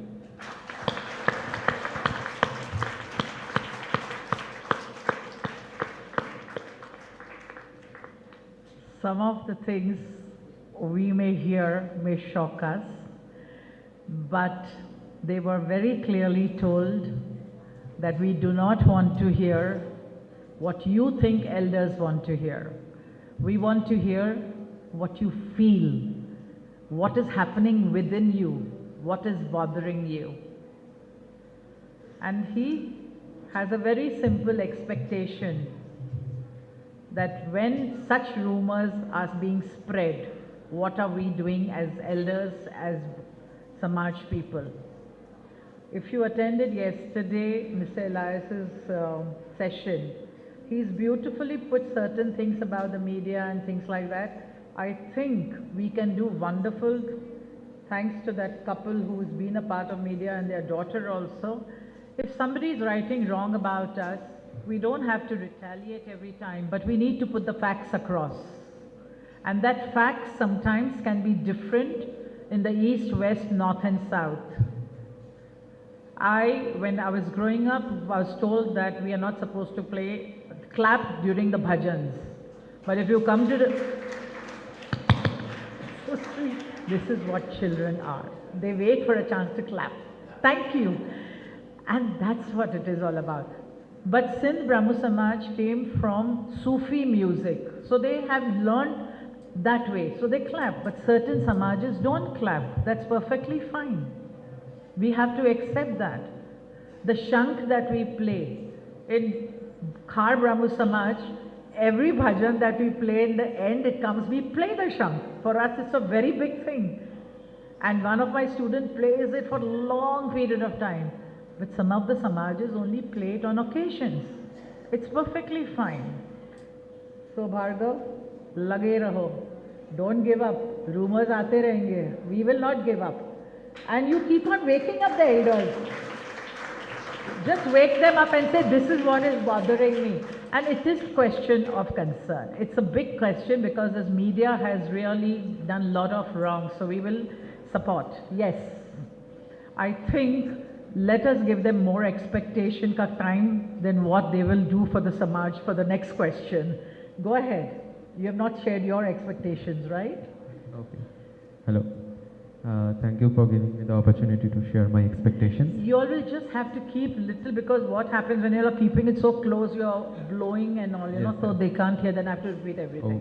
Okay. So my expectations are very simple and at the same time little critical also. First of all, what I think we must keep in our mind that Brahma Samaj is based upon few fundamental principles, okay, about faith and to get a rational approach in our mind and in our soul. And the second most important character was the social and intellectual metamorphical impact upon the society by Brahmos.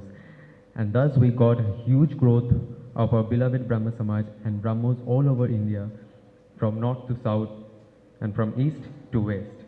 Okay, if we come in present days of 21st century, unfortunately there is a setback of Brahma movement. And for that reason, there are many misconceptions have arisen among the non-Brahmos and even inside in our community of Brahma Samajas, which are very unfortunate for the future of our Samajas. There are many reasons for the deterioration of our faith of our Samajas. If I even did not mention all of them, I must mention two reasons which are affecting us dangerously. And the first reason is what I feel always, that unfortunately there is some mental and ego clash among all the elder and few elite Brahmos all over the Samajas, all over India, which are creating hurdle in our path to reach our goal, to accomplish our goal. And the second most important point what I feel is that there is less knowledge about the fact of Brahmo beliefs and ideologies, and even we are Brahmo and we are separate from Hinduism, we are not associated any corrupted or any other religious sect. These things are lacking, or there is a deficiency of consciousness among us. Okay. So these are the things where those are a little critical. Please pardon me if I hurt anybody's sentiment. Okay, so let us leave the old stories behind and let's focus for the future development, and let's create the roadmap for our revival. Now the thing which I feel that there is less compact among the community of our Brahma Samajas, and few less strength of convictions among us. So as we are conscious people, conscious citizens of the nation and world, we must get the enthusiasm to propagate our ideologies and principles, so that once again the Brahma Samaj can get into the mainstream of discussion. Okay, so there are a few points which I had enlisted for our future roadmap. If ma'am allow me, then I will That mention. is in your next question. Okay, Yeah. these are all my Well, this expectations. is your expectations, yeah. Yeah. So should I mention the points or Later, if later? we have the Okay. time, yeah. Thank you. Okay, thank you for giving me the opportunity. Thank you very much. We finished the first round of questions on a very nice note. His reason, number one, is the endless ego of some of the elite and elder Brahmos. Keshav Chandra Sen said one thing which I can never forget in his book Jivan Veda, which I read, which was in Bengali but was translated by Jamnikant Kaur for the Sindh Brahmo Samaj.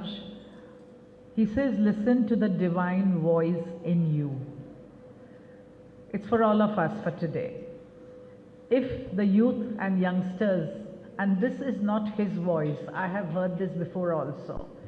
If the youth and youngsters feel that elders have an ego, I think it's time to go back and listen to our inner voice.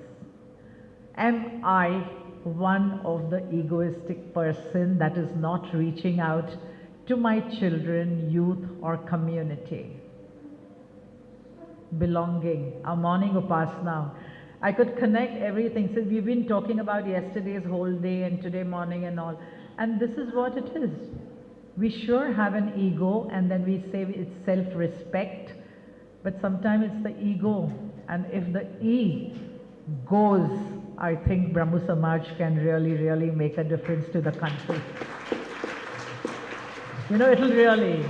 So we are taking point of that. And I would like to tell you one thing as an adult in this group. If you are right, stick to it. Stick to it. It's easy, even if 90% are wrong and 10% are right, it's easy to work with 10% who are right than the 90% who are wrong. You cannot change the 90%, don't even try to change them. Just be with the 10%.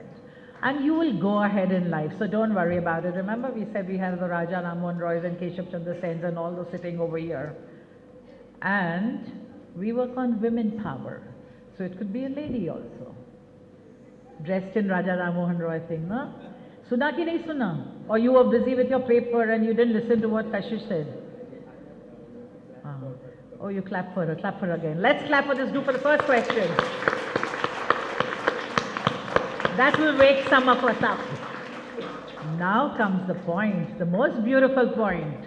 Only 1 point, 1 round. Okay? Only 1 point. My question to you all.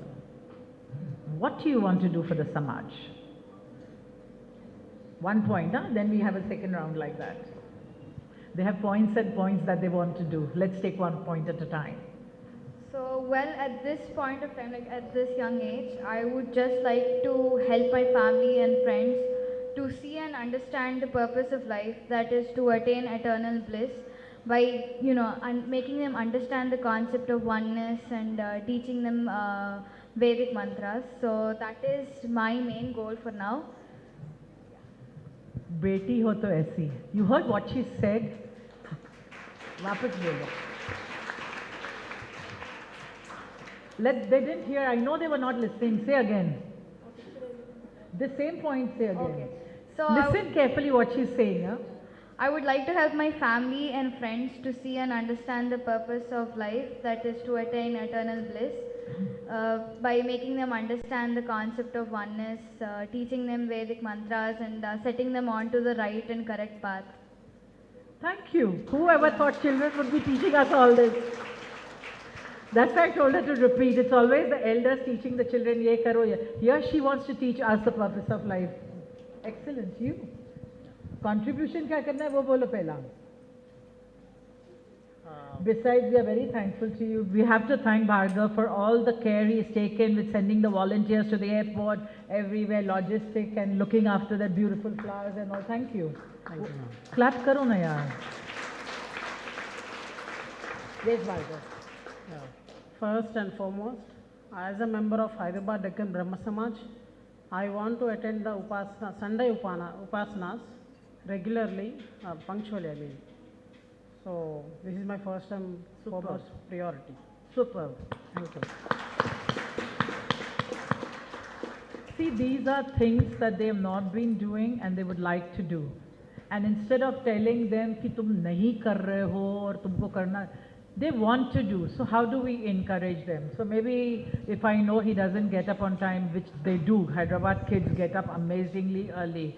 So we just call them up in the morning and say, Bhargav, are you ready or are you sleepy, you know? I do that with most of the kids in Bombay Samaj. You have to wake them up at 8 o'clock to tell them come to the Samaj. So good luck to you. Yes, Aditya, one thing that you would like to contribute. Yeah, I would like to contribute is that I would like to contribute the educational, have an online session about importance of education and also importance of Brahma Dharma. So what would you like to do? It's not really clear. So what you're saying, you would like to educate people for Brahma Dharma and education and robotics. Yes, ma'am. See, we need to learn about robotics, no? After a few years, we won't be needed around. There won't be people at the airport. The robotics will come over there to greet us, right? Excellent. Education, the way of life, which our children will carry it forward. We don't have to worry at all about it. Like he said, he's a young boy. He wants to spread the message and he will do it beautifully. Yes.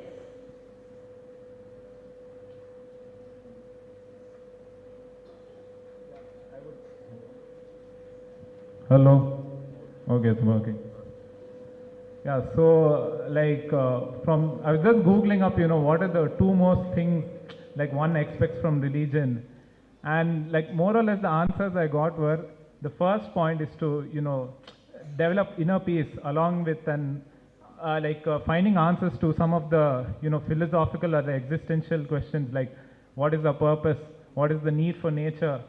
And the other one is to, develop a good social connection among the members and form a strong support system which can extend help to each other in the tough times.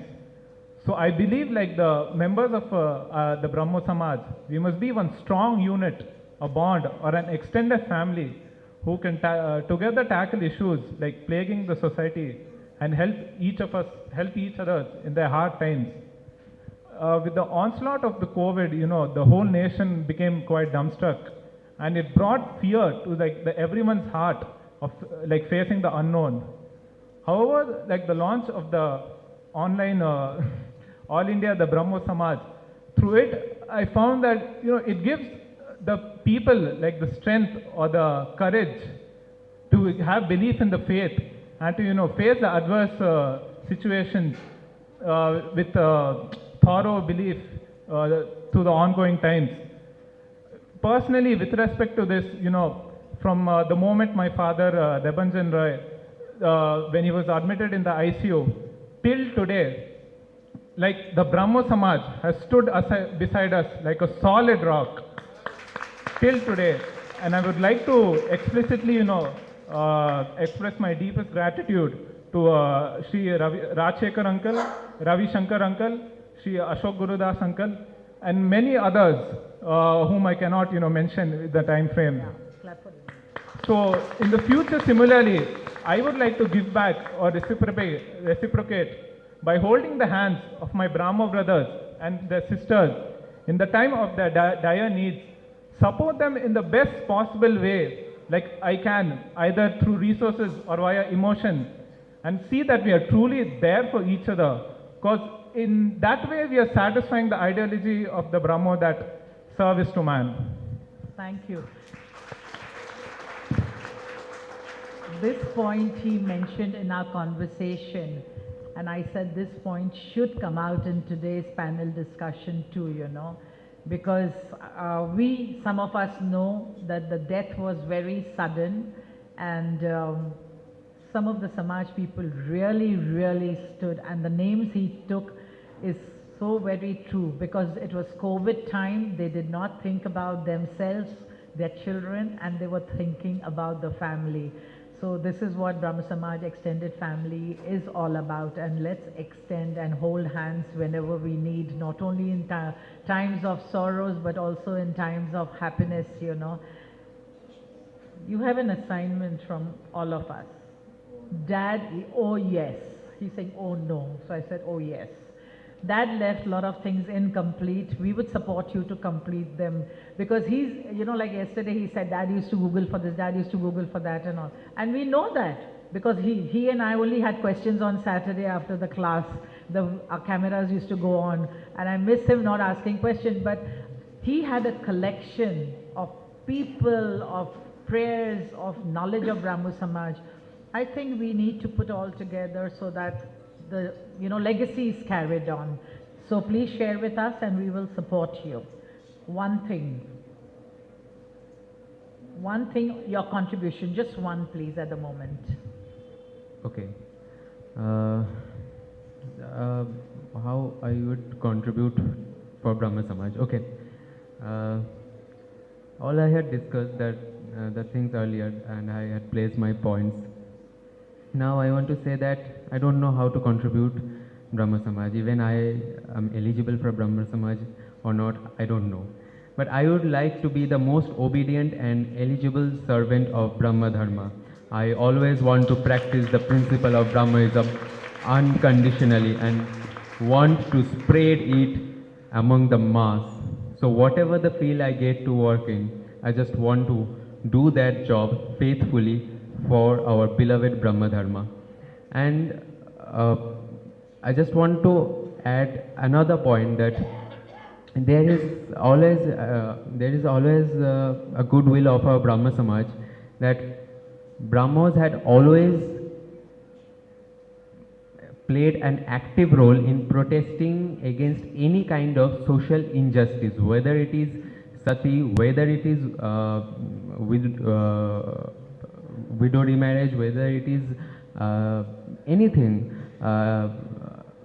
So Brahmas had got the light or got into the discussions for this active role or revolutionary role in our past. So I want that let's begin from nowadays, from the present days, to protest any kind of social injustice, so that we can bring justice among the mass. In this way we can also get into the mainstream of discussion. In this way we can also get into the light of knowledge of among the masses. So if I get the chance to work in these fields from my seniors, my mentors, I would definitely do it with my full enthusiasm and energy. Thank you everybody for giving me the chance to speak. Thank you, Mari. Thank you very much. Kashish, one thing, your contribution to Brahma Samaj, please. Before saying anything about my contribution, I would like to say something, that the great soul of Raja Ram Mohan Roy might be seeing us from the heaven, and you know what he would be thinking. আমি আমার কাজ করে এসেছি, আমি মানুষকে ব্রাহ্ম ধর্ম সম্পর্কে শিখিয়েছি, কিন্তু এটা আমি কি দেখছি?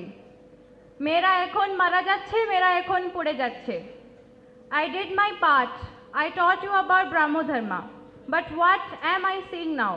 Women are still dying, women are still burning. So I feel that when each one of us will take up this responsibility to save at least one woman each year from being cut, burnt or killed, then we all will be contributing something to our Samaj at least. And when things come to me, that what I will be contributing to the Samaj, right now I think that I will be taking the help of my friends like Rishika, Bhargav, Aditya and Devananda and Himadri to animate. Hello? Yeah. Rekha ko kyun bhul gayi? Okay, no, she is not my friend. She is my best friend. Clap, clap. She has the right words always to say. Dr. Okay, Ashoka is doing that, huh? I would like to take their help to animate a lot of videos and write stories, and to animate videos about Brahmoism, about Sati Pratha, Balya Vivah, caste system, these things, and widow remarriage. So we would like to animate this short story, short film, and like upload them in platforms like YouTube and social media too. Because whenever I search anything about Brahmo Samaj in YouTube or social media, you know what I get? I just read a few videos on the lectures of Brahmo Samaj from SST books, that's it. Just like the channels from Unacademy, Byju's and Crack UPSC. And I really expect that after contributing these things to the Samaj, the people of this Samaj will get more engaged in the Upasana,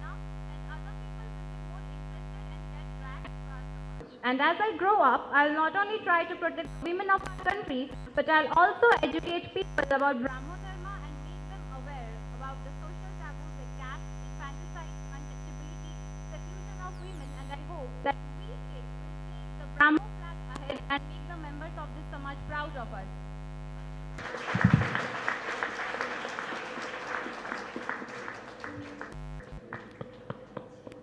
They're just going on telling very good to each other all the time. One person stops speaking, very good. Other person is very good. You all also say very good. Say very good. Little louder. Didn't hear.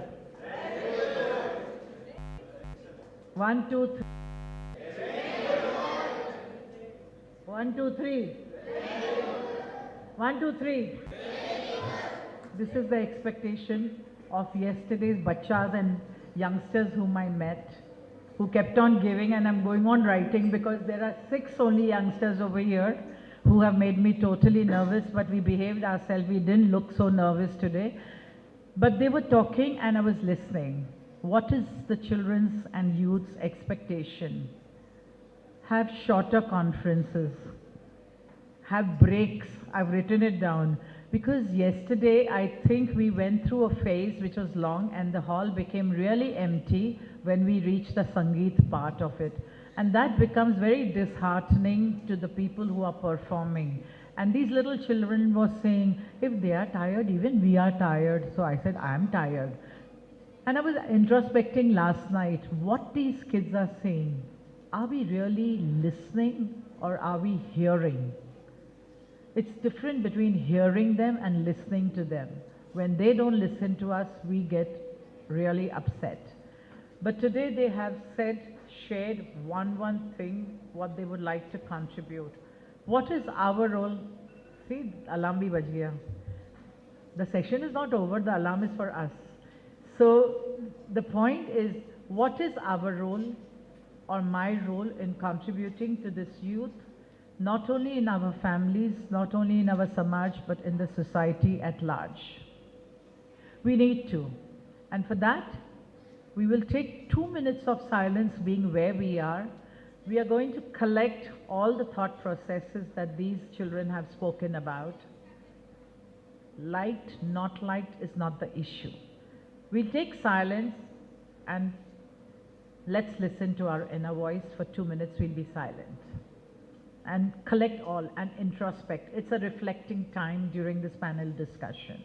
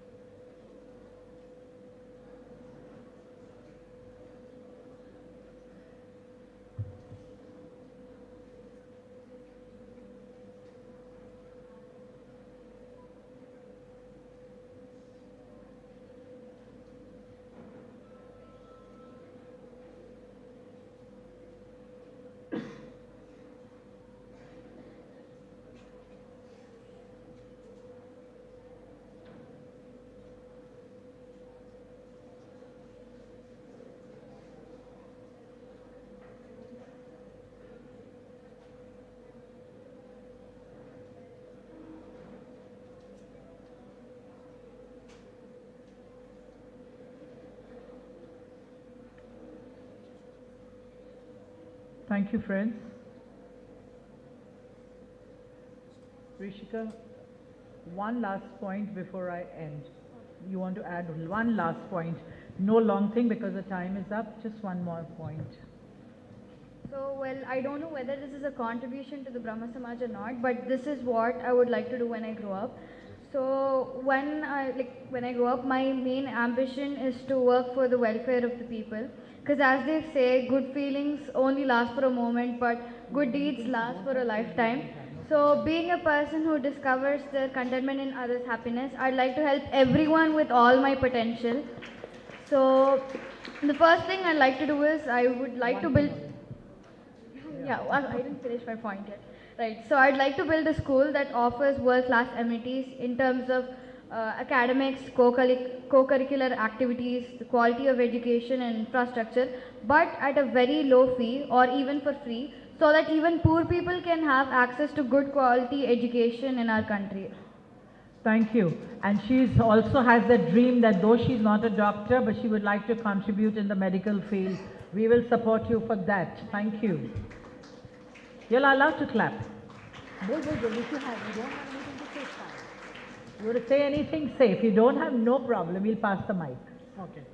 So, whatever Vedic mantras and Brahma Dharma principles that I have learned and even learning from our Acharya Ravi Shankar Garu, I would certainly like to pass on to the young children. So, for achieving this, we have already started teaching Vedic mantras in some of schools, about covering of 300 children in this span of 3 months. Excellent. Thank you, Bhaga. Next. You want to say anything, Aditya? Yeah, I want to spread the messages of prominent people like Raja Raman Roy in the platforms of social platforms like YouTube, Poetry Digest, Facebook and many more. Super. Thank you. You need any of our supports, we will. And I think at the moment we need their support to clap for us, right? अरे clap कीजिए, हम बंद कर रहे हैं अभी. Anything else? If you have anything to say, say. If you don't, it's perfectly fine. Hello. Yeah. Contribution wise, I mean, I don't have enough to say, but just, a message to the elders and all the members of the Brahmo Samaj. At many times, like people mention, like religion is fading, people are losing faith, but, have hope. Do not lose faith, believe in us youngs, don't, we might be arrogant, disobedient, we might not be the perfect Brahmos, as you can mention, but we'll also definitely, try our best to uphold it, keep it, keep the faith up and running, and definitely guide us, bless us, and long live Brahmo. Thank you. One line, okay, Kashish, one line. Even though I don't have anything to say, but still I'll say, okay, because tomorrow I'll be going. So, in today's generation, people take bhakti as a deal between them and God. They are like, God, if you help me in this, then I'll offer you 2 big coconuts. And if things don't go the way they want, then they quickly change their God. चलो यहाँ तो काम नहीं हुआ, किसी और मंदिर में जाके प्रसाद चढ़ा लेते हैं. But I want people to surrender in front of God. People go through struggle, insult, failure, rejection, everything. If you try to get to a position, you have to face these things. But these will never trouble you if you believe that there is one power over me who never wants my bad. Sometimes when something bad happens, we gotta accept it. Because we know it's for the good only. And it's done by the supreme power. This devotion, this will never let you break down. Thank you so much. आप तो clap कर लीजिए बच्चों के लिए.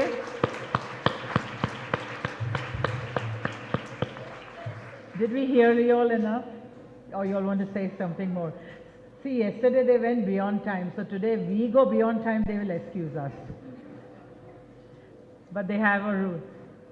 Guru Anna, we'll go on time, only he is looking at his mobile. हम लोग time पे ही भेजाएंगे. Coming to the story time.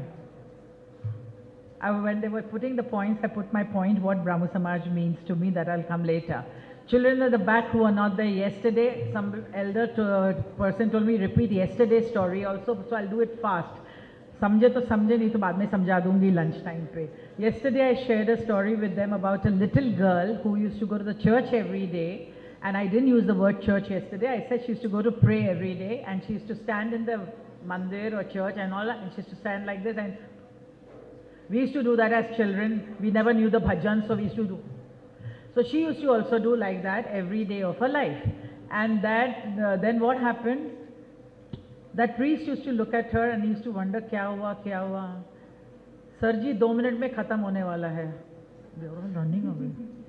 So one day went, 2 days, the whole week went, then 15 days went. He called the little girl and he said, you know the prayers? She said, no, I don't know the prayers. He said, then what you're doing, like that? She said, I know alphabets A to Z. I say the alphabets A to Z 5 times, and then I tell God that whatever your prayer is will be in those 26 alphabets, so you make your own prayer and offer it to yourself. That was the little girl's prayer. So we also offer to God, and that is our conversation with God. The children sitting here, there's a lady sitting in the audience. Her father trained me, and when we were growing up, Andhra Pradesh, Brahmo Samaj was a very big thing for us children also. And he said only one thing. He said, till one Brahmo is alive on earth, Brahmo Samaj has a great future. And that man was Reverend Sitaram Brahmo. He taught us that, and I follow that principle, so don't ever forget that. And to end with a beautiful story, today's story. There was this little boy. Yesterday it was a girl. There was this little boy. Kaha gaya? Mera Pradyum kaha gaya?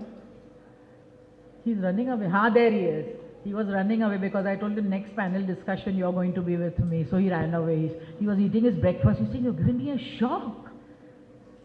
I like to shock people. By now you should know that. There was this little boy, and it's the mobile age, computer age and all, and his father was working on it. So this child was all the time disturbing, and it was work from home. So all the time he was getting irritated, the father was getting irritated. So there was this huge, like maybe this huge or that huge world map over there hung on his office wall, you know. So he got very angry and he tore that office. Even elders get angry, but they tell children not to get angry. So he tore his map, world map, gusse mein. You know, we children sometimes break things and all, but he tore the map and he said, now sit over here on the floor and put the world map right. And all, Tropic of Cancer, Tropic of Capricorn, and all this latitudes, longitudes, all should be correct and all. That child was a child, Raj ke zamane ka, and in 5 minutes the whole map was in proper order. Father thought it will take him 2 days. And you know what? When the father asked, how did you do it? The child just smiled and he said, Dad, behind the world map, there was a picture of a human being. I put the human being right and the world became right. Let us be that one human being and not blame the world for corruption, for not going wrong. So you girls from that school and we all sitting over here are that one person who's going to change the course of Brahmo Samaj. We will work as a team, we'll work as individuals, and we will see that the society is a better place to live in. Thank you everyone very much. 11:56.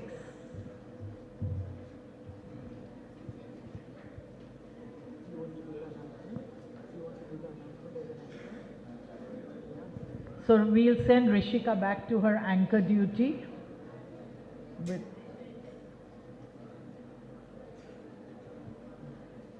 Thank you, ma'am. Thank you, everyone. Your participation truly made it fun and interesting. So now I request Dr. Uday P. Krishna sir to present the mementos to the spirited and determined upholders of the Brahma Samaj.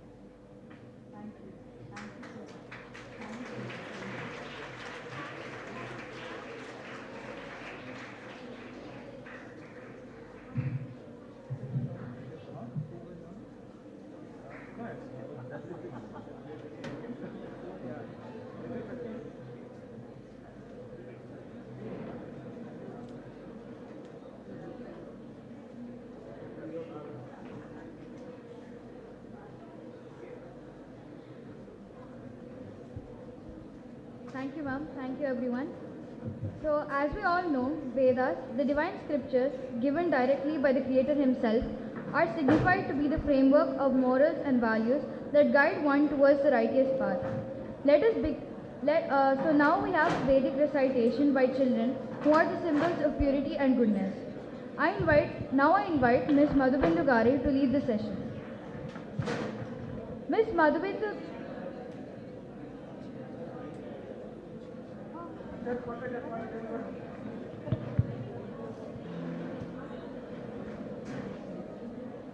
Ms. Madhubindu Damaluri, working as an assistant general manager in a private limited company. She is a first generation Brahmo and practicing Brahma Dharma for the past 2 decades. Her passion is to learn, teach and spread Brahma Dharma. So now I request all the children to assemble on the dais for the Vedic recitation.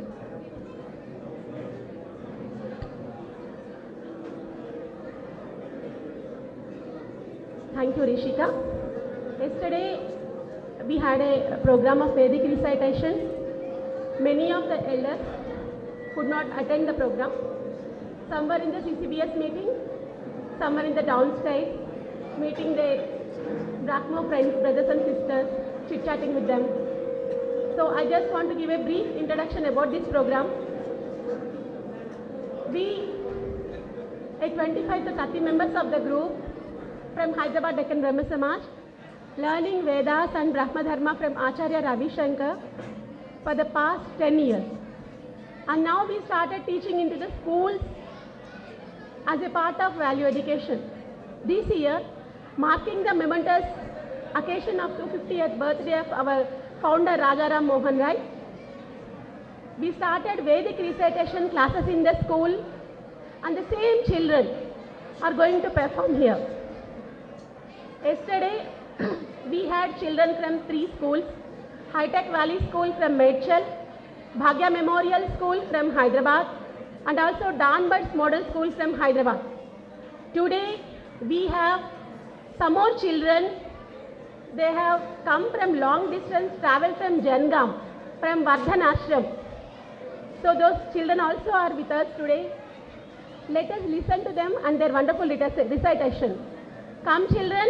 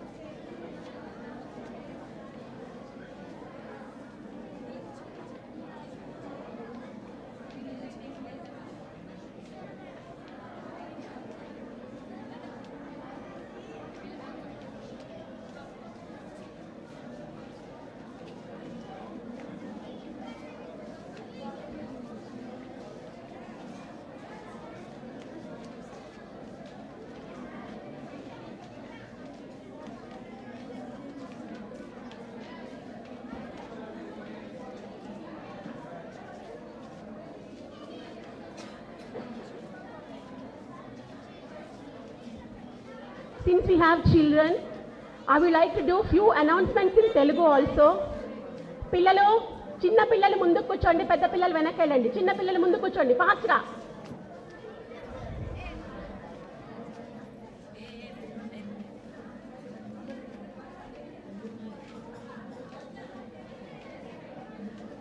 Madam don't call వాళ్ళు organize అవుతారు please మీరు ఉండండి.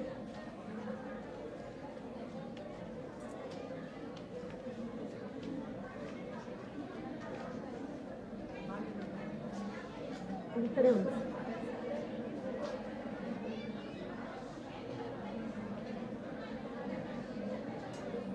ఓకేనా?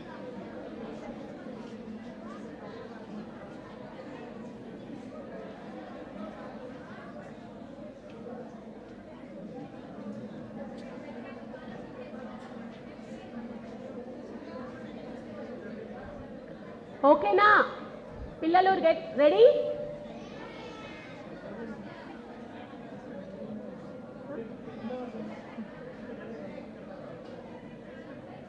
పడిపోతారు.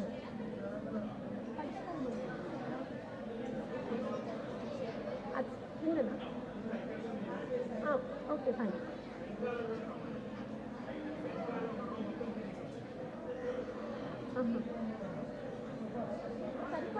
సరిపోయారు.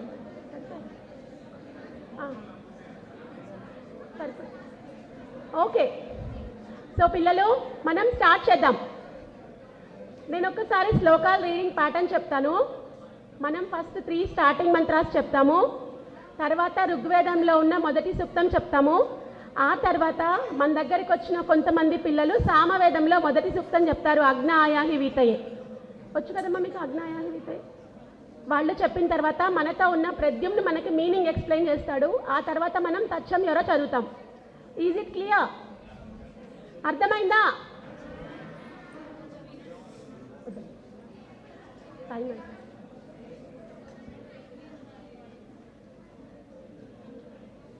Okay teachers, let's start. ఓకేనా? Okay so మనం ఇప్పుడు దేంతో స్టార్ట్ చేద్దాం? స్టార్టింగ్ మంత్రాలు హరి ఓంతో స్టార్ట్ చేయడమా?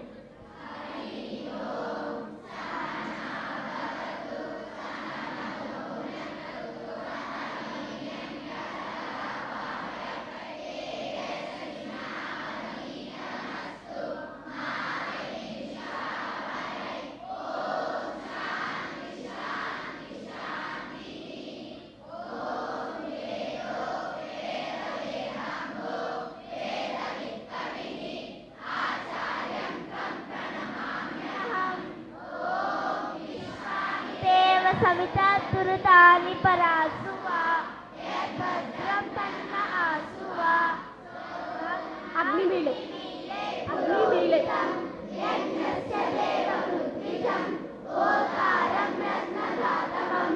అగ్నిపూర్వే విరిషిపిరీడ్యో నూతనైరుత సదేవాంగేహ వక్షతి అగ్నినారైమష్ణవత్ పోషమేవ దివే దివే యశసం వీరవత్తమం అగ్నేయం యజ్ఞమధ్వరం విశ్వతః పరిపూరసి సహిదేవేషు గచ్చతి అగ్నిర్హోతా పవిత్రతో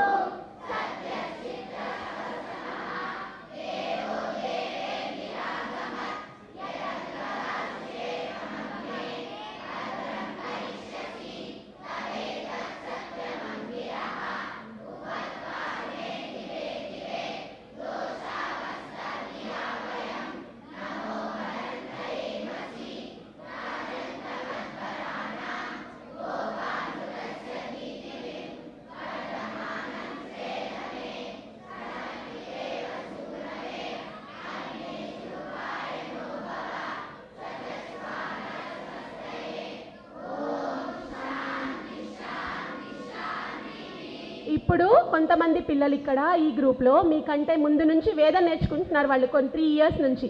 ఓకే, ఆ పిల్లలంతా కలిసి సామవేదంలో ఉన్న మొదటి సూక్తం చదువుతారు, అగ్నాయాహి వీతయే. చదవండమ్మా.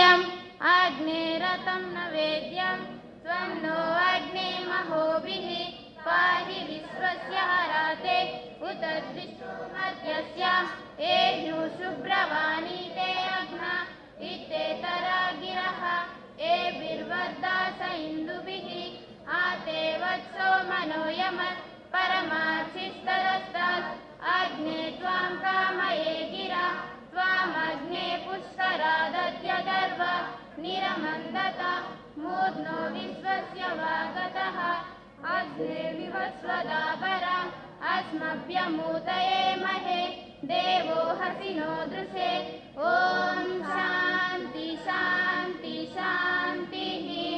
ఇప్పుడు మనతో ఉన్న ప్రద్యుం దీని మీనింగ్ ఎక్స్ప్లెయిన్ చేస్తాడు.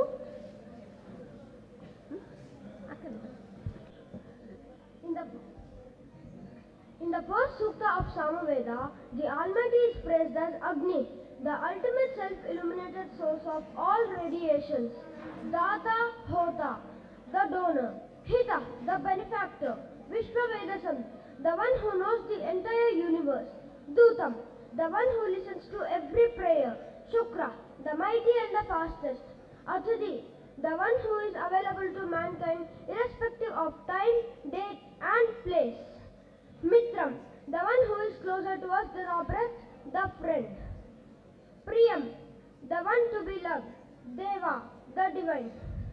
The gist of this sukta is that the Almighty is the self-illuminated and the ultimate source of all illuminated things in the world.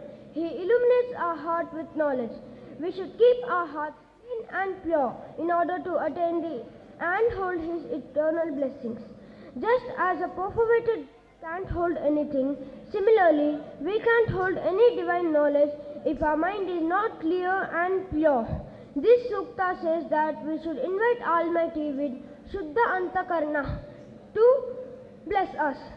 This sukta further explains that the Almighty is closer to us than our breath and we need not to wait for any specific time, date or muhurta to worship Him. He takes care of us all the time, at all places, in all circumstances. Being closer to His blessings will remove the ignorance that surrounds us. Everyone should perform all the yagnas with utmost care and concentration. Great people always follow Brahma Dharma without a fail. Such people always attain His eternal blessings in the hereafter. With this sukta, we pray, O Almighty, may we all remove worldly affairs that keep us away from Your blessings from our minds. May we all speak, think and act only in accordance with Brahma Dharma. May we all learn Brahma Gnana and succeed in the hereafter. Thank you. So పిల్లలు, now we will recite Shanti Mantra. Okay? Shanti Mantra చదువుతాం ఇప్పుడు. తచ్చం యోరా చదవండమ్మా.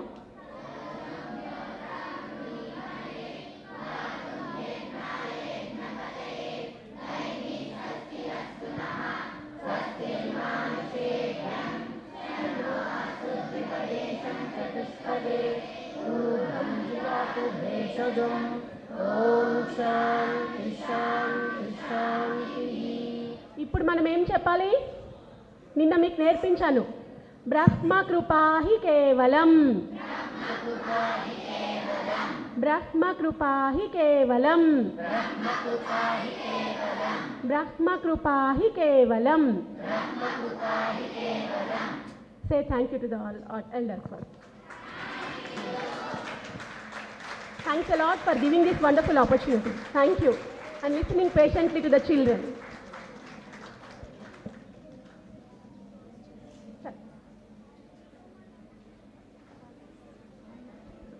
Thank you, ma'am. Thank you, everyone.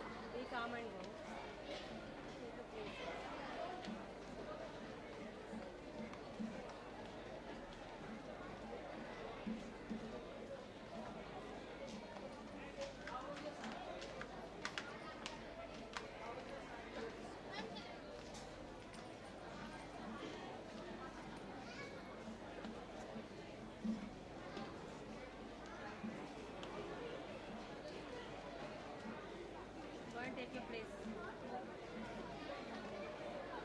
Go and take your place.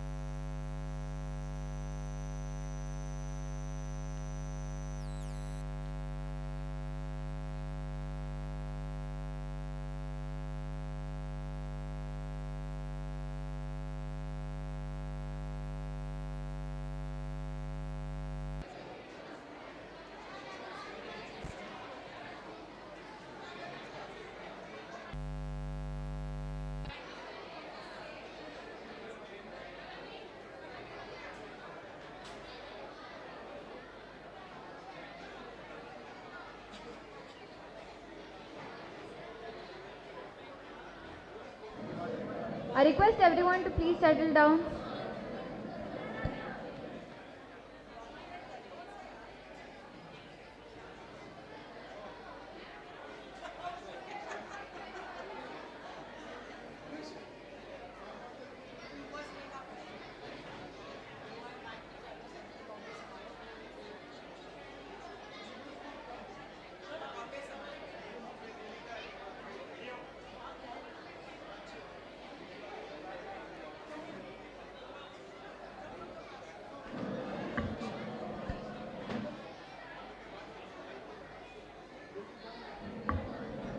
So now it's time for a few informational talks by highly qualified and well-experienced members from various parts of the country to elaborate their perceptions on intriguing and important topics and express their outlook.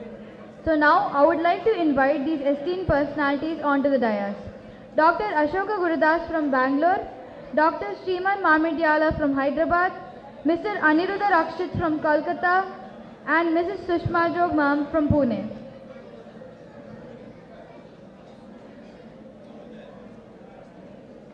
I request all to come onto the dais.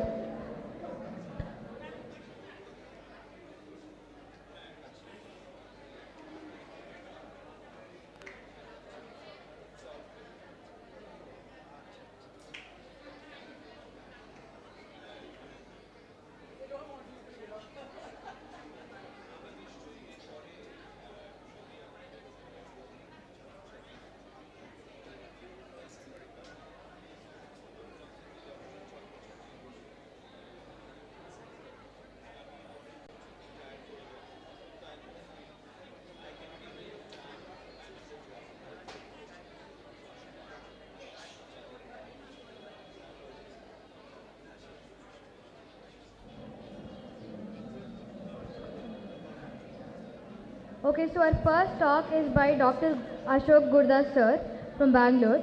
Dr. Ashoka Gurdas sir, son of late Dr. M. Gurudas. He is a physician by profession. He is currently the president of Bangalore Brahma Samaj and trustee of Brahma Samaj, Appav Pillai Girls School and Shikshana Foundation. As the director of Shikshana Foundation, he is involved in a pioneering effort to improve the quality of education in the public education system. With a coverage of over 50,000 schools involving 3 million children, it is one of the top 2 initiatives in the country. He is also the managing director of Niju Scribe Private Limited, a BPO in Bangalore South, and founder and chairman of Agrotai Center of Excellence for Horticulture in Bangalore. So, as we all know, health is wealth. Good health is the most precious gift one could acquire. Every human being is the author of his own health or disease. Thus, it is essential to maintain and regulate one's health properly, physically and as well as psychologically. So now, Dr. Ashoka Gurdas sir is here to elaborate on the topic Health and Wellness in School Children, the Potential Role of Brahma Samaj.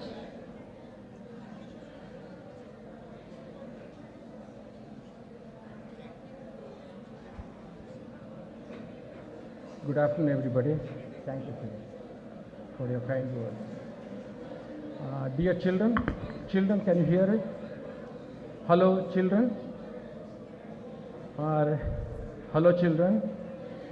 Good afternoon, respected colleagues on the dais, all the respected Brahmo sisters, in the hall. Today, Ravi Shankar ji has given me a very tough topic, that is health and wellness in school children. What is the potential role of Brahma Samaj? So, when I got this topic, first thing is I spoke to my daughter Namita, and then my foundation, our foundation, Sikshana Foundation CEO, and one of my pediatric doctor. So then I realized what I should, it was a very complex topic. So I have actually taken points from all these people, my daughter, the CEO of Sikshana Foundation, and my doctor friend. And then I stepped into the corporate sector donors, and then the NGOs, and then made these points. Hope this is going to help for all the youth here. I am really inspired and excited because most of the youth here in Hyderabad have that hunger to contribute, especially Madhubindu, Gayatri ji, and Praveed. There are so many people, there are a list of people who have been talking to me about this, so I made this. Health and wellness plays a very major role in the overall development of children.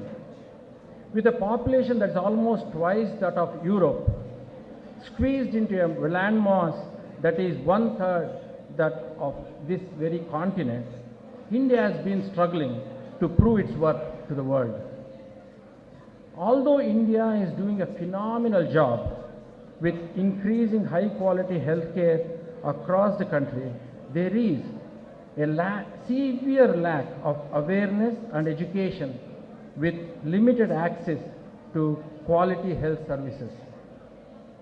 As a post-colonial economy, education and healthcare were thus late entrants into the environment of privatization.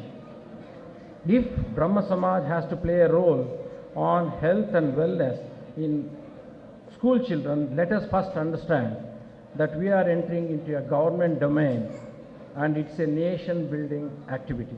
That's one of the greatest things. Even though small scale enterprises have cropped up in the field of education and healthcare, I see that structured large scale corporates have been fairly successful.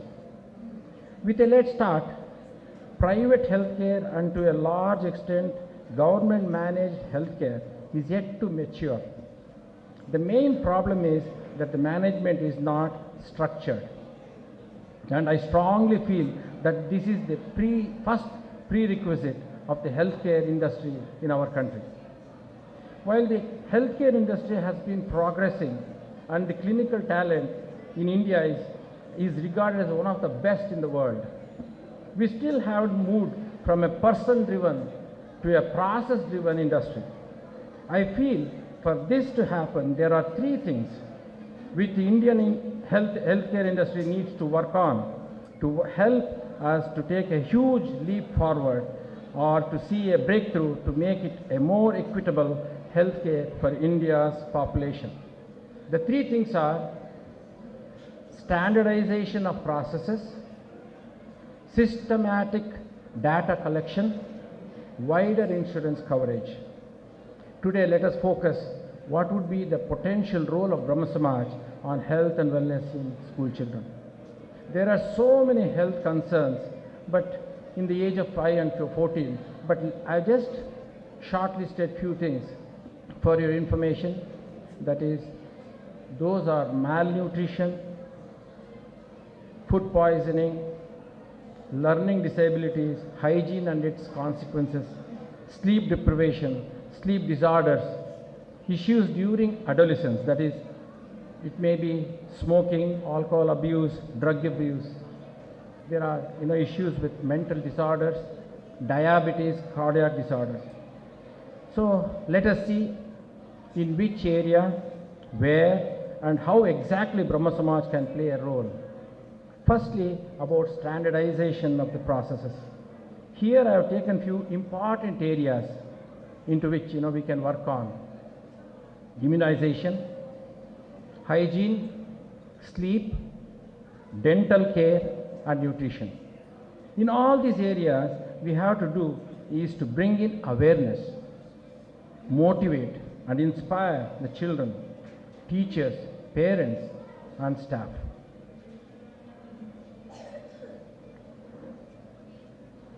See, first of all, when a child gets admitted to a school, the mentors and the volunteers of Brahma Samaj should look into the immunization card. My opinion is that they have to collect all the data, and this will ensure that whether the child is completely immunized. Vaccines like BCG, polio, DPT, MMR, hepatitis B, pneumococcal vaccine, and all those other vaccines.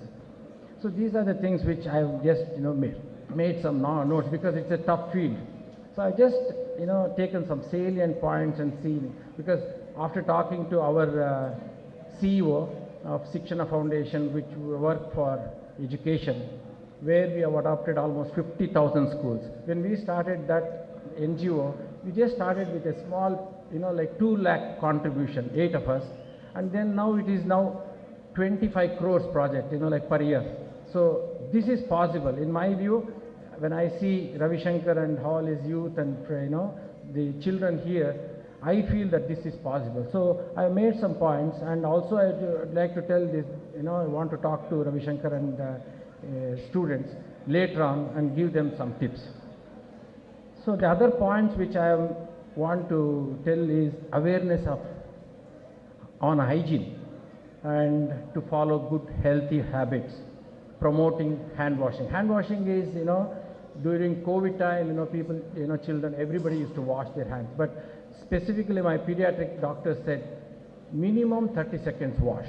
Every time, we have to promote children to wash their hands for 30 seconds. That will help to,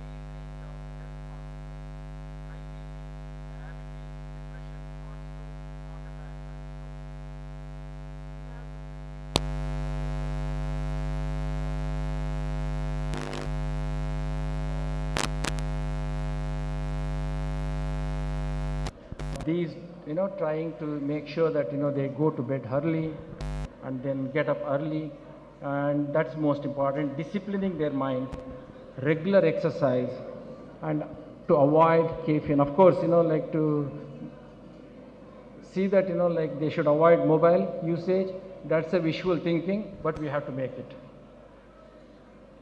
Good hygiene is critical for preventing the spread of infectious diseases. It will help children to lead healthy lives. And then when it comes to the girls, most important thing is taking care of the menstrual hygiene. Shravya was telling that, she's already working, the volunteers here are working on many schools and guiding them during their, about all this hygiene during menstruation. Better hygiene practices prevents children missing school, subsequently resulting in better learning outcomes. Those who adhere to good hygiene practices can avoid falling sick, often resulting in less expenditure on health care.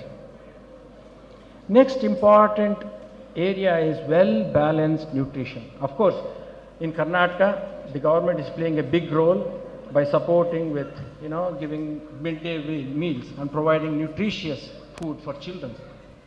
Can we motivate children to have well-balanced food by involving them in meal planning and preparing them to take good balanced food? By this, it will create awareness of the importance of right balanced food, and mothers also need to be educated as well.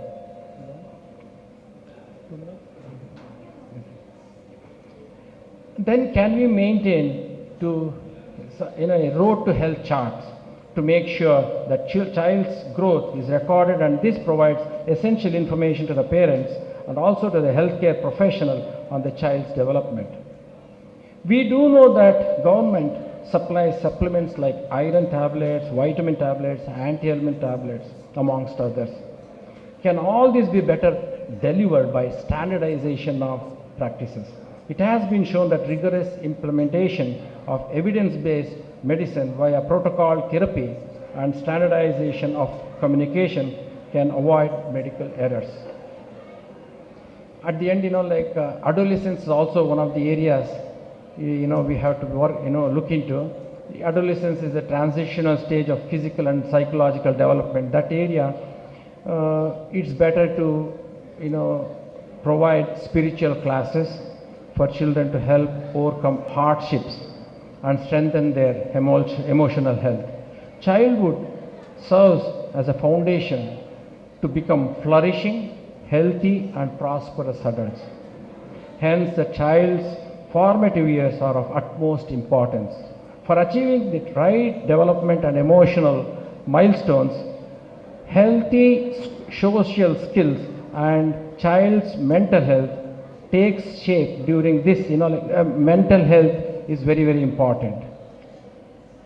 The child mental health takes shape during these early stages of life. The need today is detailed and improved methods of data collection. We need to work on collecting as much data as possible. Networks of doctors and professional bodies like the Indian Academy of Pediatricians and Indian Society of Critical Care Medicine have shown the path for collaborative studies. Such data will help the government plan distribution of its resources.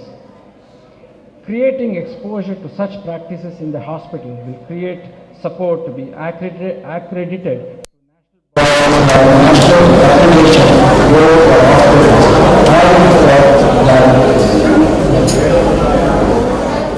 had so many other points, but I will shorten this.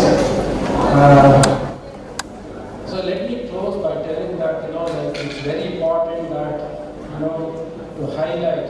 I want to highlight that standardization of clinical and administrative processes, better data collection and management, and wider insurance coverage go a long way toward bridging the gaps created by policy. Thank you very much. Thank you, sir. So next we have a talk by Dr. Sriman Mamadyala. So Dr. Sriman Mamadyala is the Director of Chemical Sciences at OL Life Sciences. He has a solid track record of innovation in both academia and industry.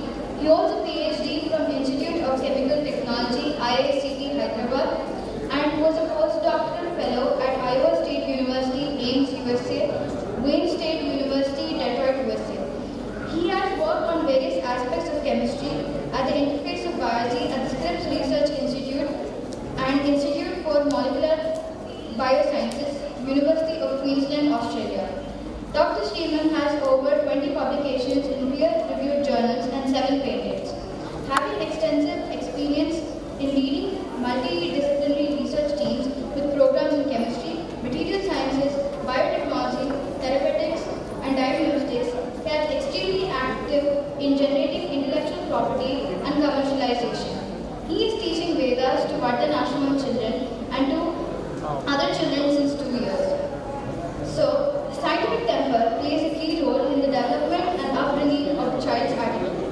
It not only benefits individuals to obtain true knowledge, but also benefits the society in eliminating irrational practices that ultimately helps in quality education.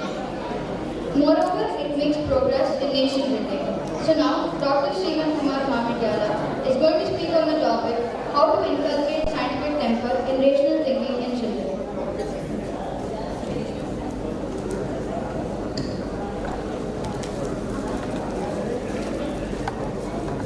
And I request the audience to maintain silence during the talks. Thank you.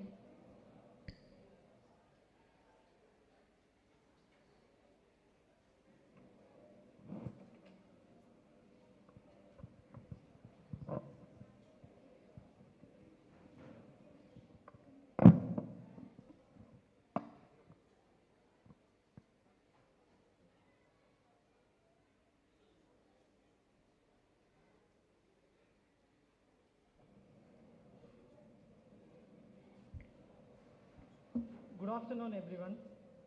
So far, we have seen wonderful talks, so many discussions on the spiritual path, and now we'll be walking through the science.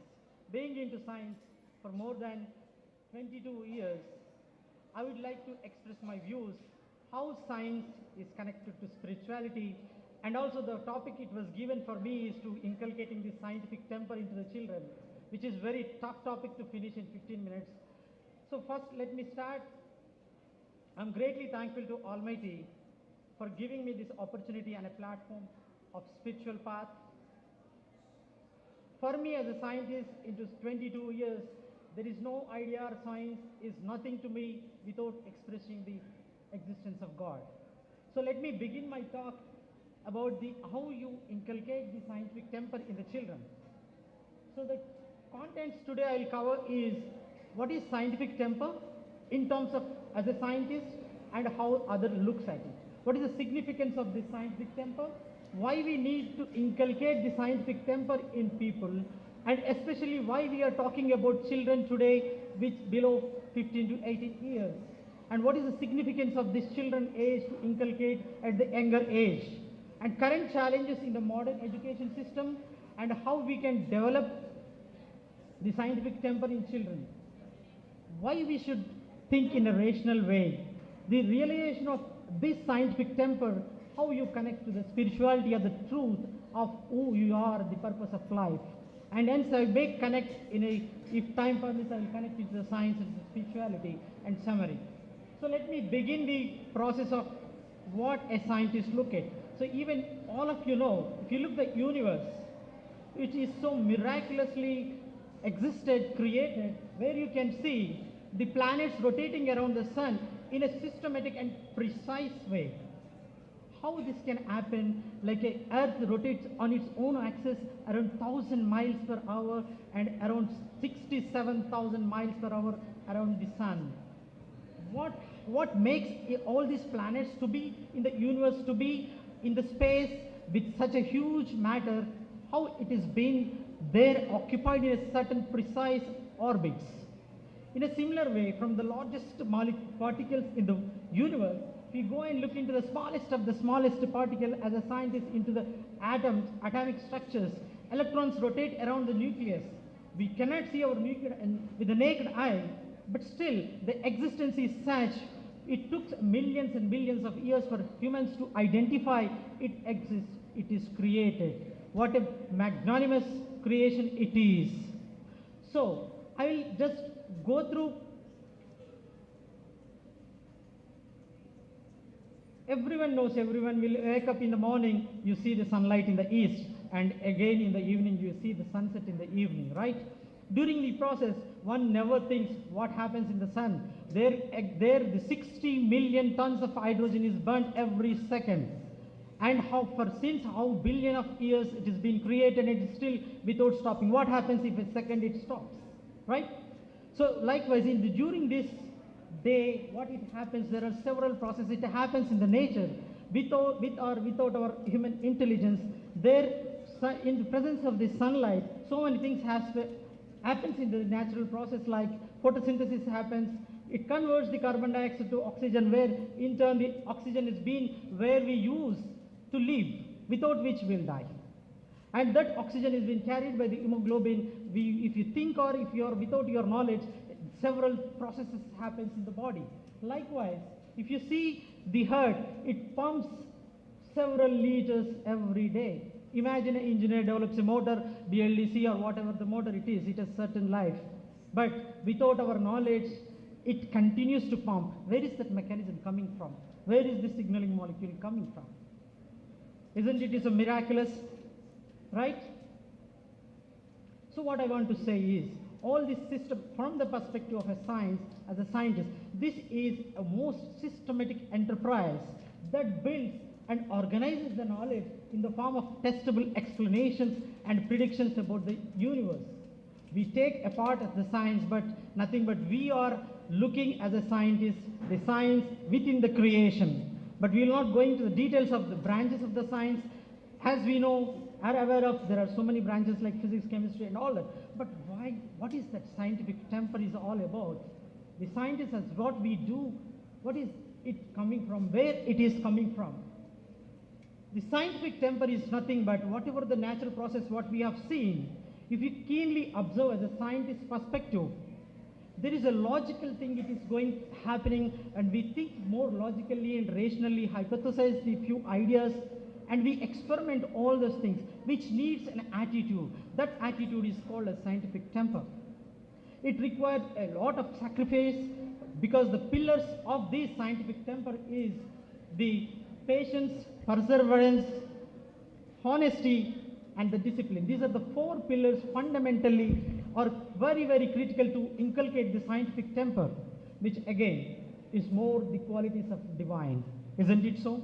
The scientific temper first was introduced, coined by our former Prime Minister, India's first Prime Minister, Jawaharlal Nehruji, in his book, Discovery of India.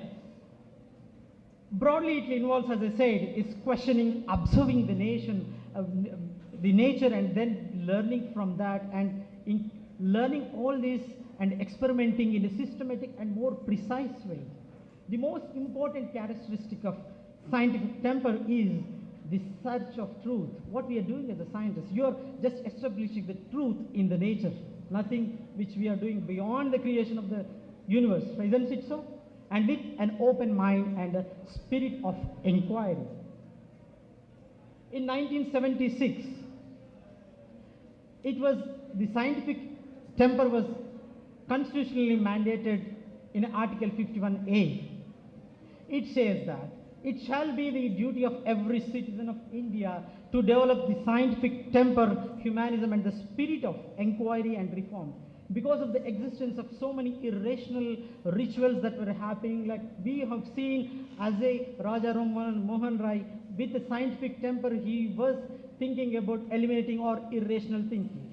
This is nothing but is a scientific temper. Though he was not a scientist, but he is a scientist as a look it, because he was looking to eliminate all those irrational practices. That is also science. That is also scientific temperament. It is not that if you do a science is a scientific temper. No. Every life, each and every second of thing, with your knowledge or without knowledge, we process several things within us. So there is a journal, just for a reference, is Journal of Scientific Temper in CSIR, which has been mandated, which has been publishes in the area of scientific temper and public understanding of science, which covers so many things which are prevailing in India. So what is that makes you to the importance of this scientific temper? The significance of this lies not only imparts these divine qualities in individuals to think rationally, but also makes them to decide in a right time, makes everyday decision making in a more appropriate way, and also acquires the knowledge. Not only it helps the individual, but also helps in building the society. When individuals are good, our society will be good. Because all these superstitions or rituals, everything, when you know the true knowledge, you know which is correct, which is wrong. And also promotes all the individuals and the society the significance of the tolerance in us, which is fundamentally the base to overcome all the problems in the nation or in the world. Isn't it so? If everyone has a tolerance, where all this happenings, everything, everywhere, all these things, all which is against the humanity is happening. If everyone is tolerant, everything will be the smooth, right? Not only it helps the society, but also it helps in building the nation, making self-reliant, and also imparts a very, very quality education in the children. But the question comes, after looking into the significance of the scientific temper, why it is important in a country like us? See, if you look at our country, there exists a very diversity of religions like Hinduism, Islam, Christianity, Buddhism, and so forth, where, if you believe or not, more temples and all this related to religious stuffs are there more than the schools that exist in the country. And there are several cultural differences in the country. How we can inculcate this scientific temper when so much of diverse activities are going and so many languages are there from region to region, village to village, thousands of languages exist in the country. And how tough it is. It is so much culturally different. If you go from village to different areas, even food is also different, which is very, very critical in thinking part. It is out of the scope of my topic today. But if you look the population of the country, it is 1.4 billion population. But why we are looking at inculcating this children is that more than 50% of the people now are below 25 years and 40% are below 18 years and 25% are below 14 years. Hence it is very, very critical for us to inculcate such a good divine qualities in the children.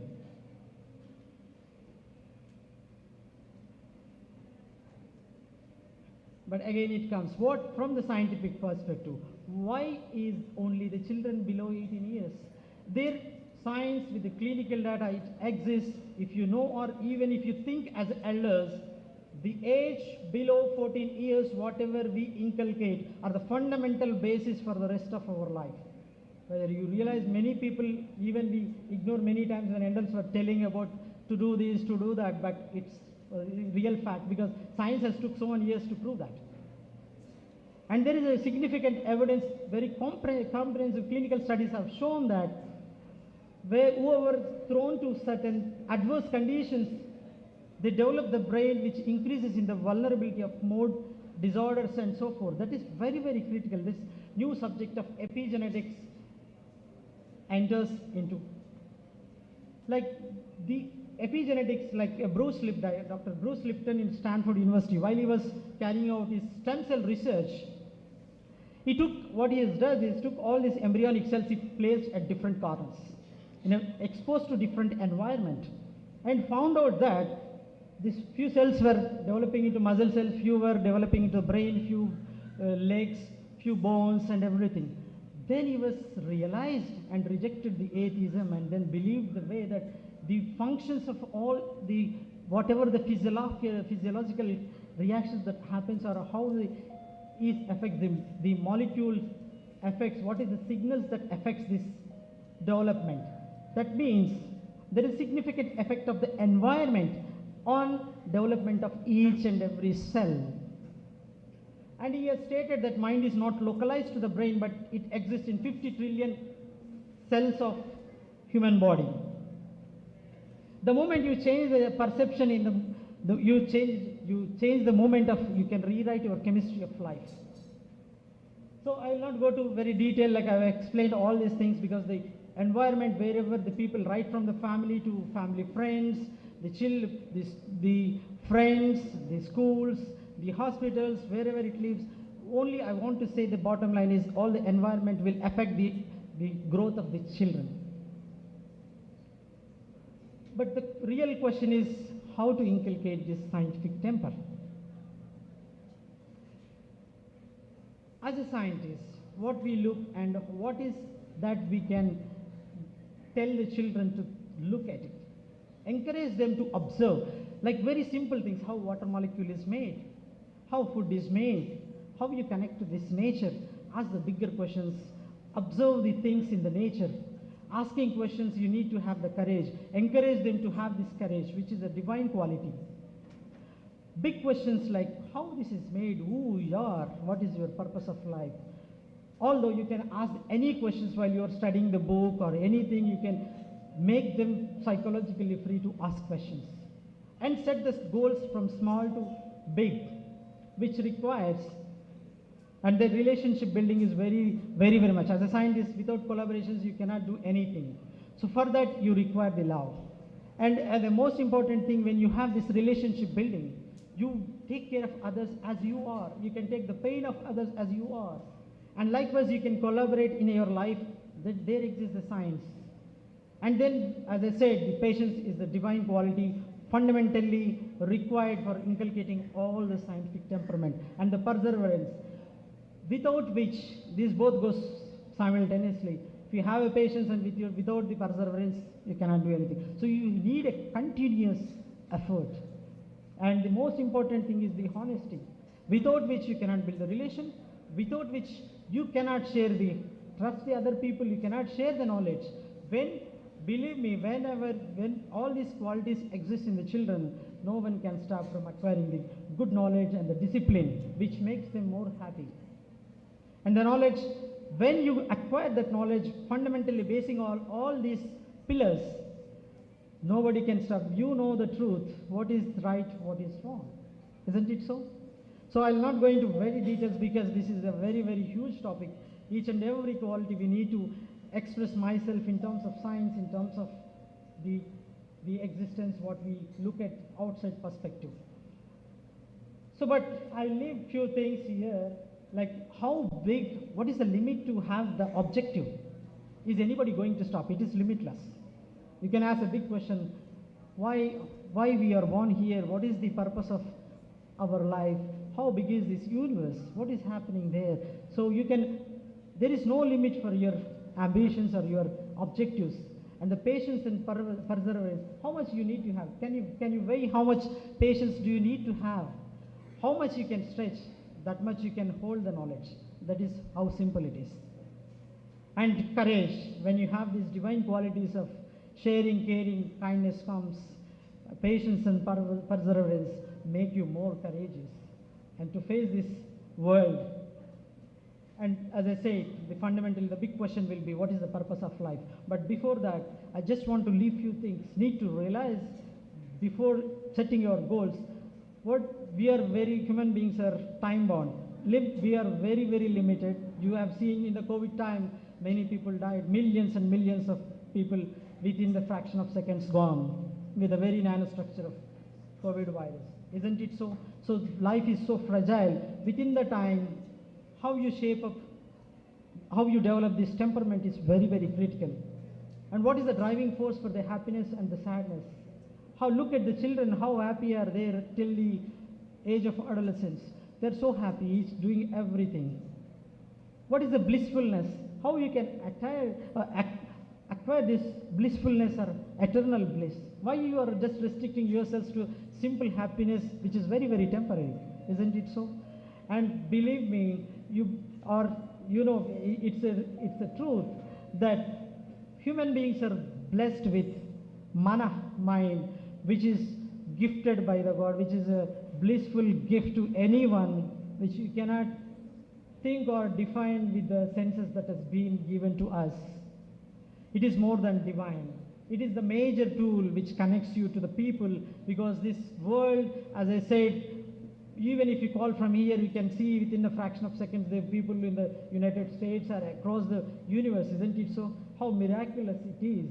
That means this world, this universe is, in terms of quantum mechanics, it is connected. And that if you realize that, then you can think of how you can connect to the God.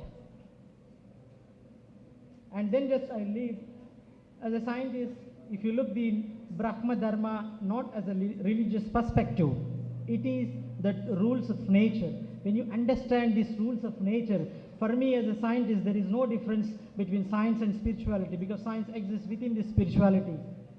With that note, many million thanks to all for listening, and I'm greatly thankful for the Deccan Brahma Samaj for giving me this opportunity to express myself in how to inculcate the scientific temper. Thank you very much. God bless you all.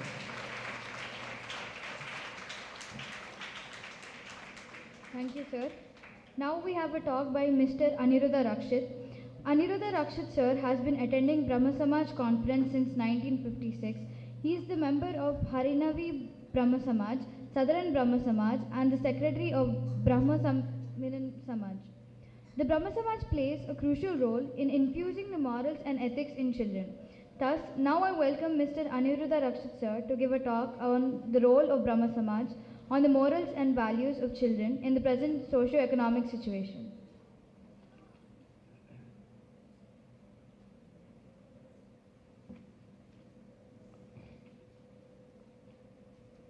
Before coming to the topic, my learned dignitaries, delegates and guests, please let me allow a few words on the history of Brahmo Samajas and Brahmo Samajas in this part of India. Raja Shri Ram Mohan Rai, who advocated belief in a universal religion based on the principle of one supreme God and condemned idol worship and the related rites and rituals, established the Brahmo Samaj on August 20, 1828. Extracts from the trust deed of Brahmo Samaj, which was fully written by Raja Shri Ram Mohan Rai, quote, all that brick-built messuage building or tenement with a piece or parcel of land or ground thereunto to belonging, and on part whereof the same is erected and built, containing by estimation 4 katas and 2 chataks, be the same a little more or less, situate, lying and being in the Chitpur road, in a Shutanati, in the town of Calcutta, to be used, occupied, enjoyed,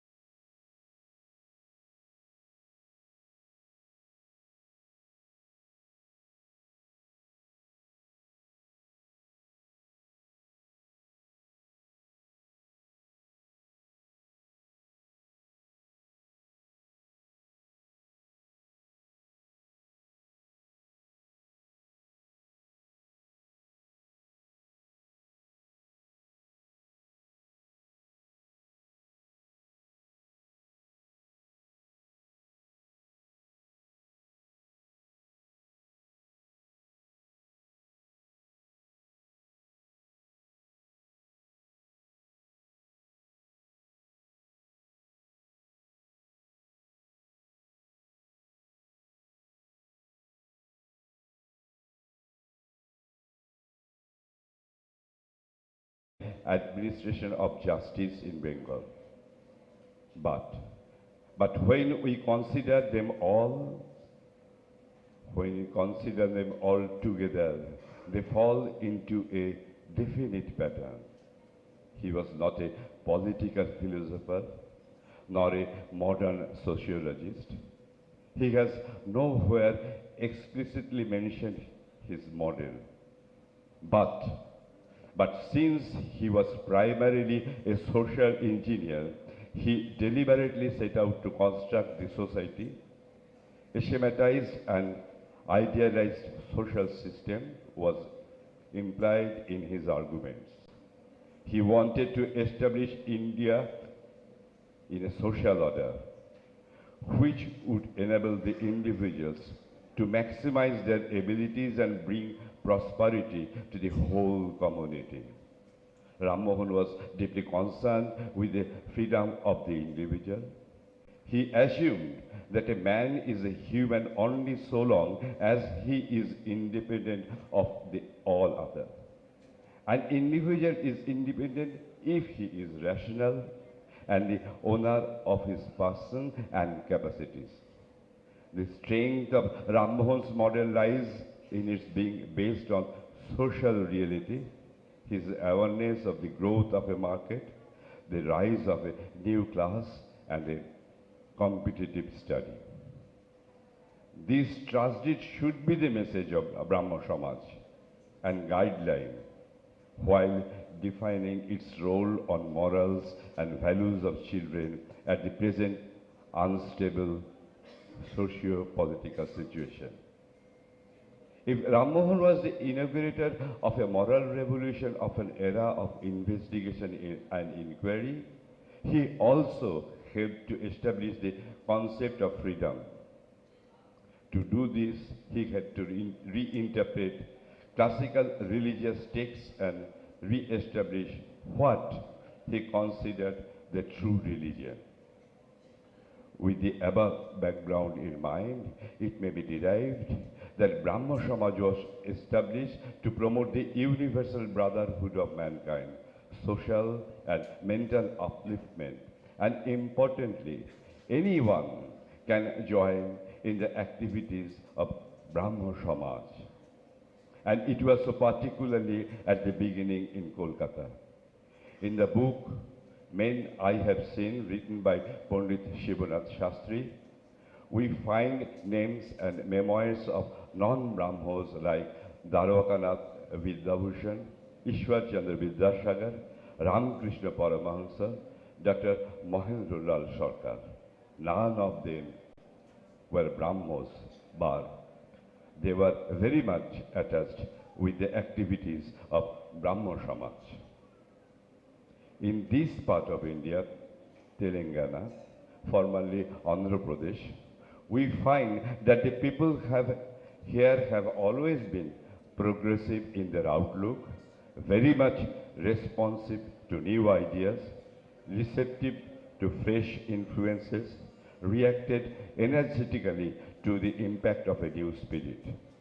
Their hunger for new ideas also helped Brahmo Samaj to prosper here with the able guidance of Shankar's philosophy, Ramanuja's ideas, and of others, Nistala Prakasam, Ramdas, Thukaram, Thuma Narasimhadas, etc., to name a few. Later on, Rishi Aurobindo's vision also helped them. Pollishetty Sitaramaya, Adipuri Somanath Rao, at their young age, started spreading the life and work of Ram Mohan Rai. Professor Piddara Ramaswamy, Kamravati Ramasastri, Devulapalli Krishna Shastri, Adipuri Somanath Rao, the latter two being famous for Brahmo Gitanjali, helped spreading the works of Brahmo Samaj here. All said and done, the Brahmo Samaj here, with the help of all, remained functional for more than a century. This rich heritage will prevail if only we can successfully pass it on to our next generation. Now coming back to today's topic, the children, it should be pointed out that they are full of dreams and imaginations. Look, Papa, those trees are waving at God. As we watched young birches bending in the wind before an oncoming storm, a little kid's excited observation made me smile. It also made me ask myself, do I have the kind of imaginative faith? This imaginative faith is the stronghold of the children. Now I narrate a story as to the role of parents. Louis Armstrong. He was well known for his smiling voice, rasping voice, and virtuous trumpet playing. His childhood was one of want and pain. He was abandoned by his father and sent to reform school when he was only 12. Strangely, this became a positive turning point. Music professor Peter Davies regularly visited the school and provided musical training for the boys. Soon, Louis Armstrong excelled on the cornet and became the leader of the boys' band. His life trajectory seemed to have been reset to become a world-famous trumpet player and entertainer. Louis' story can be an example for parents. The proverb, train up a child in the way he should go, and when he is old, he will not depart from it, can apply to more than spiritual and moral aspects of our children's lives. We should also realize that a child's giftedness will often determine his or her area of interest. As we lovingly provide to our children from godly instructions from God's word, we should encourage them in their interests and giftedness so that they might become all that God has planned for them to be. The way we are brought up by our parents, for that we are here now. Here is the role of the parents. To upbring their children, they should remember how they were brought up by their parents. Brahmo Samaj, with its spirit of oneness, can keep alight its own lamp of mind as its part in the illumination of the world with the idea of keeping intact thinking lights of each race. To break the lamp of any people is to deprive it of its rightful place in the world festival. He who has no light is unfortunate enough, but utterly miserable is he who, having it, has been deprived of it or has forgotten all about it. Brahmo Samaj has proved that it has its own mind, which has deeply thought and felt and tried to solve according to its light the problems of existence. The teachings of Brahmo Samaj is to enable this mind of human beings to find out truth, to make this truth its own wherever found, and to give expression to it in such a manner as only it can do. In order to carry this out, first of all, the mind has to be concentrated and made conscious of itself, and then only can it accept education from its teachers in a right spirit, judge it by its own standard, and make use of it by its own creative power. The fingers must be joined together to take as well as to give. So when we can bring these scattered minds of ours into coordinated activity, they will then become receptive as well as creative. And the waters of life will gaze to sleep through the gaps to make sodden the ground beneath. Brahmo Samaj can take the initiative of educating the youth with specific goal of spreading the uniqueness of one who has no color, no image, but who is always there to guide the youth with his blessings. The biographies of the sages of India and the world, irrespective of religion, can be spread with literatures and distributed to the teens. I recall my childhood days. Sunday school arranged by Sadharan Brahmo Samaj enlightened us with short stories, life sketches of renowned personalities. Periodic panel discussion can be arranged. with the youth taking active participation and leadership. We are all optimistic and have the high hopes following the active participation of the youth in the weekly service conducted online in Brahmo. I gratefully acknowledge the contribution of late Devanjan Rai for taking the initiative to assemble the youth in this platform, and also offer my humble regards to all those who are now carrying it to keep Devanjan's torch alive. Once the youths are properly enriched with the knowledge of the truth, the cultural heritage, the idea of helping out the distressed, all will comprehensively take place. The guidance of the parents, teachers, and seniors from all spheres of life will be their learning light. Tell all the truth, but tell it slant, the poet Emily Dickinson wrote, suggesting that because God's truth and glory is far too bright for vulnerable human beings to understand or receive all at once, it is best for us to receive and share God's grace and truth is in slant, gentle, indirect ways.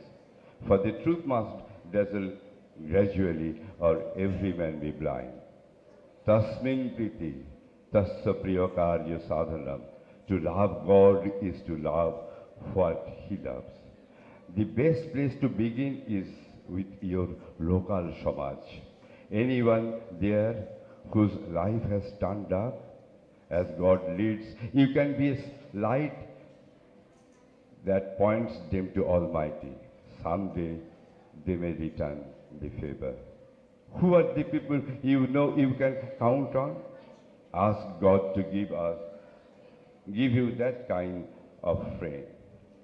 Love thy neighbor is one of the service Brahmo Samajes always served.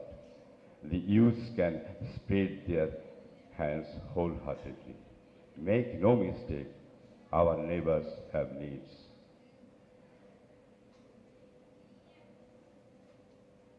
The most meaningful experience from our youth group's attempts to live out this love of God and neighbors were our disaster relief efforts.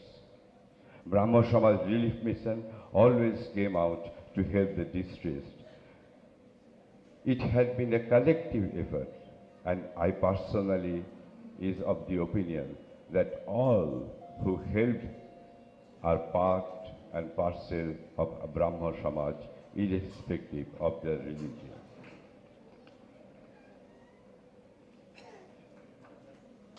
One day, all the peoples of heaven will sing together in a magnificent choir, proclaiming the majesty of Ekameva Ditya. Until then, we live, work, pray, and wait in hope. Thank you.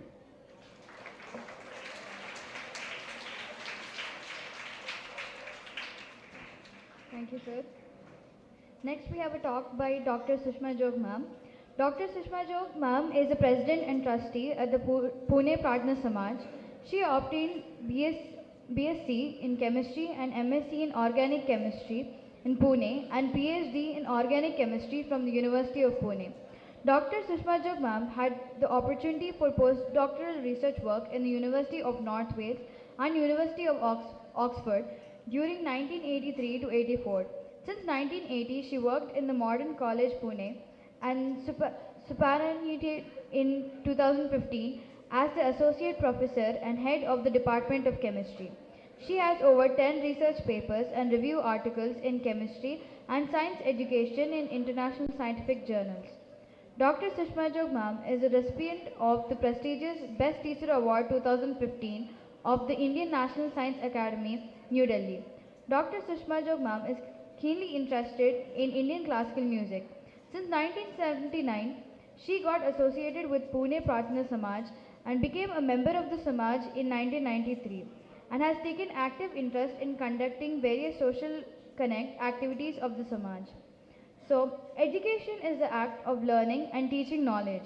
It is basically defined as the transmission of knowledge which aims at fostering skills and developing characteristic traits. So now I'd like to invite Dr. Sushma Jog ma'am to give a presentation about education and the role of Brahma Samaj.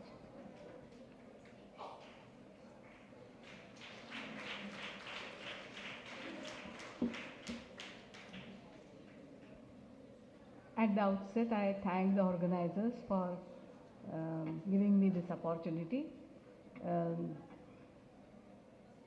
Honorable President of the 131st session of this Brahmo conference, Dr. Arup Kumar Das, respected delegates, dignitaries from various places across the country and abroad, members of the organizing committee, and the large number of children participants.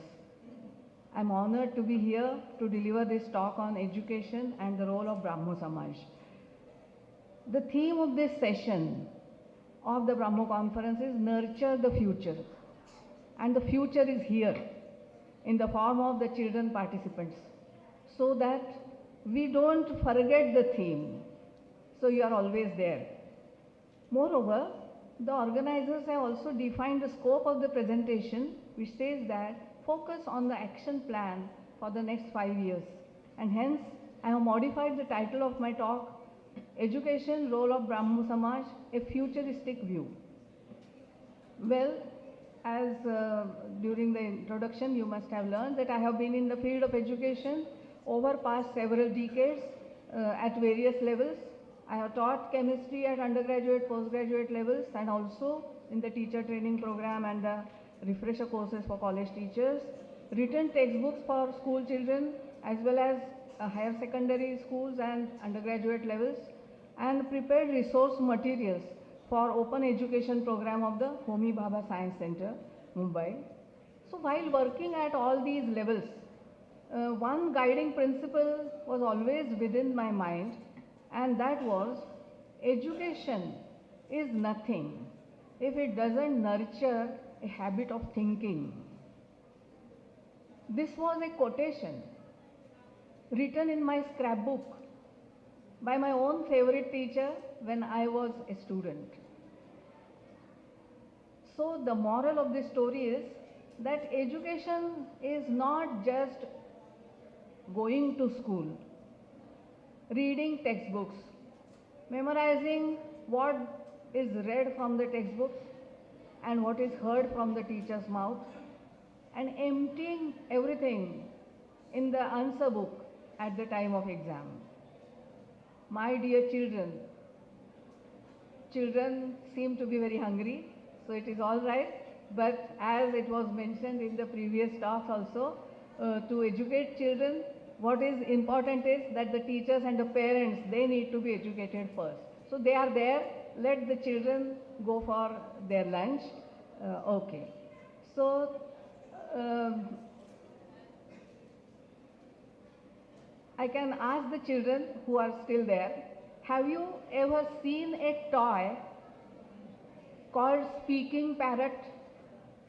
Well, if those who have seen that, they might recall that the speaking parrot toy repeats every word you utter. Everyone enjoys the parrot chatter, but no one calls the parrot as educated entity. Parrot learning is not education. Unfortunately, what we see around us today is that in most of the examinations conducted in our country, only parrot learning is tested. We today live in the modern age of science and technology. All walks of life, ranging from food production to communication, entertainment to wars, are highly influenced by the progress of science and technology. A man born in 18th century, the great visionary Raja Ram Mohan Roy, could see the impact of science that would have on the future human civilization and recognize the importance of science education. He pleaded successfully with the British government to introduce modern science education to be accomplished by employing educated and talented persons as teachers and by providing appropriate books and laboratory apparatus in India in the early 19th century. There are many more reasons besides this initiative he took for introducing modern science education in India, because of which Rammohn Roy, the founder of Brahmo Samaj, is rightly called father of modern India. At the time of foundation of Brahmo and Prarthana Samajas, high rate of illiteracy of women and common people was a blunt reality in India. As per Brahmo principles, the Ekam Eva Dvitiya, one God, the cause of the universe, is formless and is epitome of many virtues, one of which is knowledge.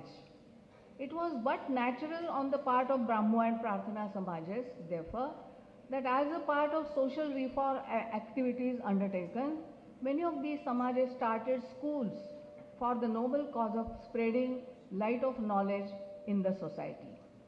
Apart from regular schools, night schools for workers, vocational training schools, Sunday schools were also run by different Samajas, and some of these schools have had government aid even in the pre-independence period.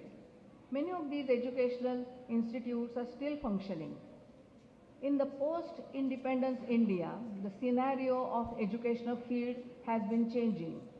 Implementation of the new policy of mass education, adult education, was started. Government-aided schools were opened in remote and rural areas, and with time, uniformity also was brought in the syllabi of various subjects taught in different schools through the state boards for school education. Later on, schools started receiving full grants from the government. Large-scale governmentalization of education took place, but it certainly resulted in a quantitative rise and uniformity, but unfortunately, the quality of education went down. Eventually, the modus operandi became very rigid for the grantable schools, except for those having a minority status.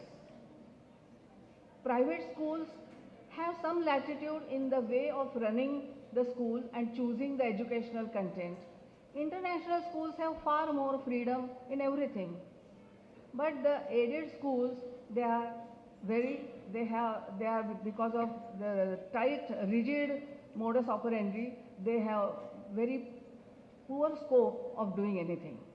Under such circumstances, the grantable schools of Brahmo and Prarthana Samajas are already facing multiple difficulties. This is a broad impression that I have of the current scenario in school education in India, which I have tried to put across. And we have now to think of the future role that Brahmo Samaj can play in education in India. And for this purpose, we have to address the question, firstly, why should Brahmo Samaj work in the field of education at all?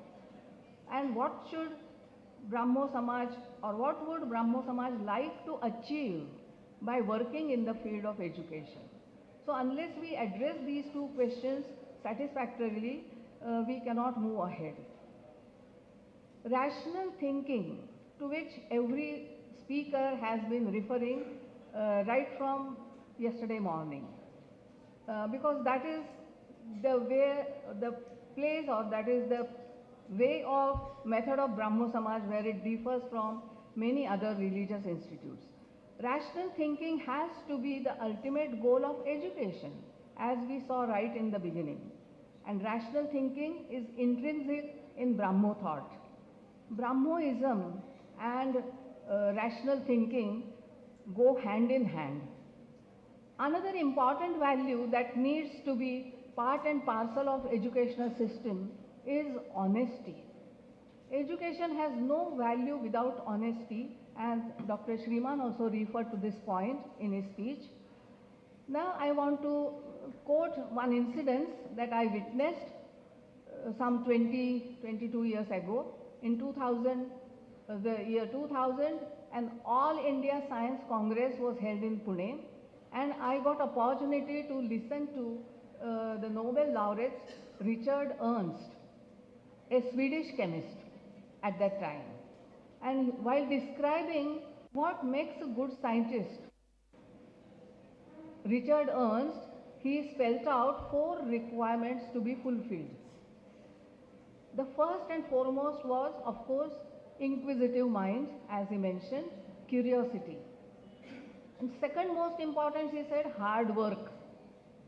To become a good scientist or good human being also, hard work. So all these requirements for a scientist, they also apply for good human being. So, inquisitive mind, hard work. And the third one he mentioned was honesty and character. For a good scientist, it is necessary to be honest and with good character. And what he further commented was very illuminating for me, and that was, he said, for you Indians, I need not tell this, because you have such a rich heritage of Vedas and Bhagavad Gita, as he mentioned, and we have forgotten. As the nation, we forgot all our heritage, and now perhaps we are gearing up. So that was the third, and then the fourth requirement, he said, intelligence. That is an added. It doesn't matter even if you are not intelligent, it doesn't matter, you can be good scientist. It will be a bonus if you are also intelligent. So hard work, curiosity and honesty are the basic requirements. And therefore, what we have to do with these requirements of a good student or educational system, as per Brahmo principles, adopting truthfulness in all walks of life is worship of Almighty God, who is the epitome of truth. As Brahmo Samaj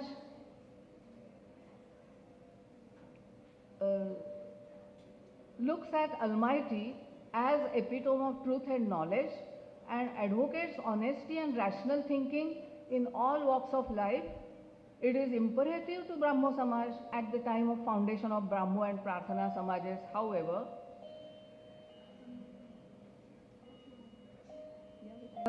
I will skip some of the points and go straight away further for the future proposal.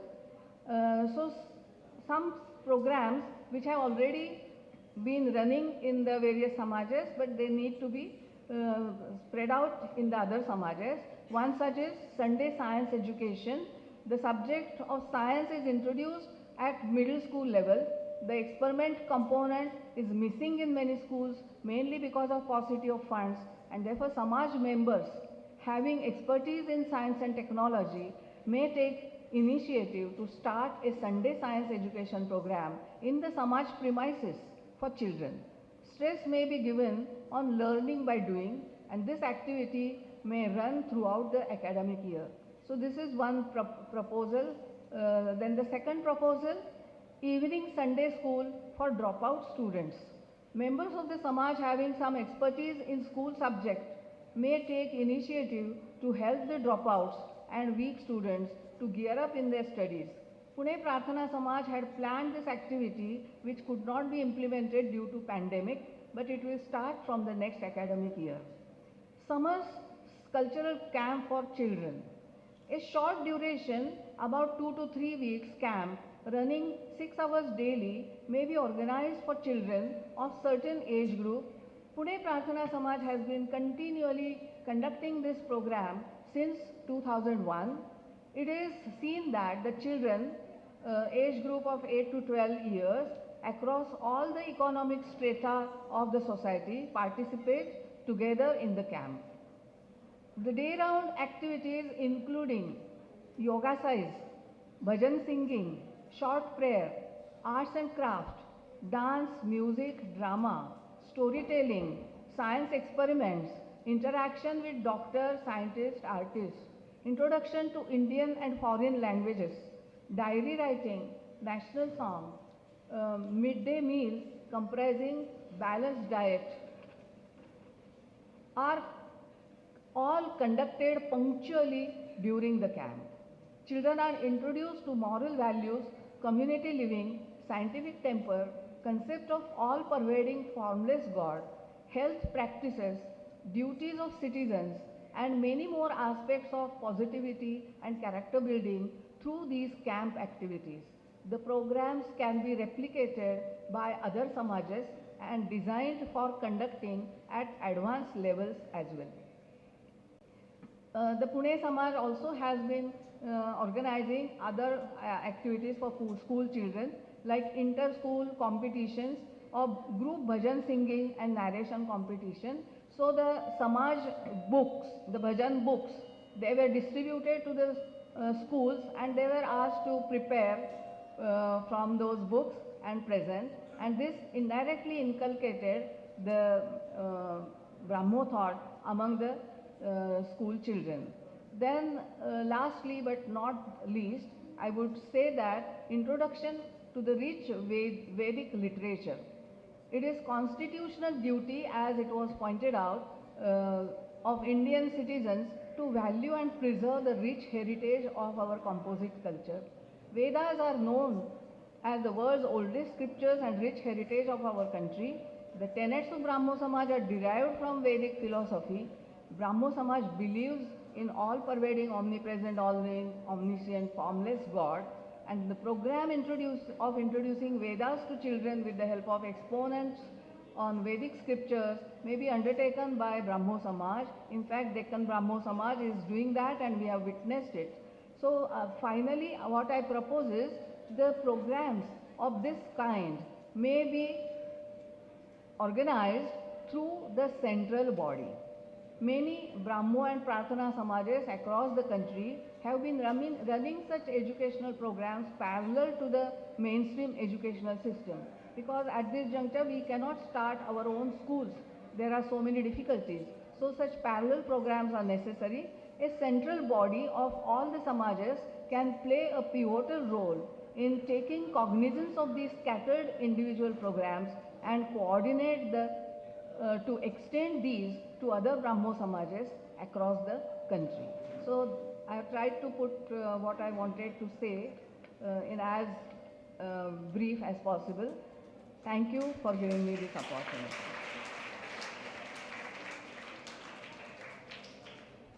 Thank you, ma'am. So now I request Dr. Samrat Gupta sir to present the mementos.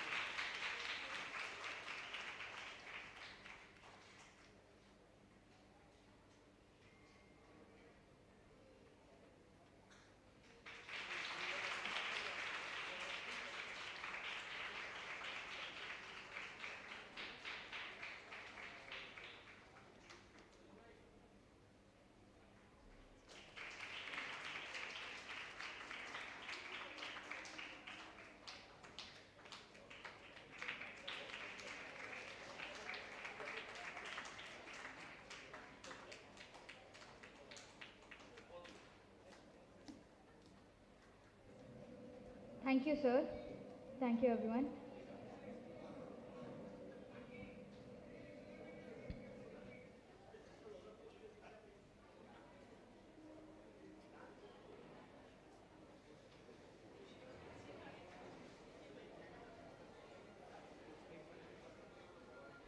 So we have two small announcements. So for those who would like to visit our Samaj, bus facility is arranged. And second one is, in today's closing ceremony, we have a session for delegate feedback. So those who would like to participate, please give your names to Mr. Praveen sir. So sir, can we have you on the stage, please?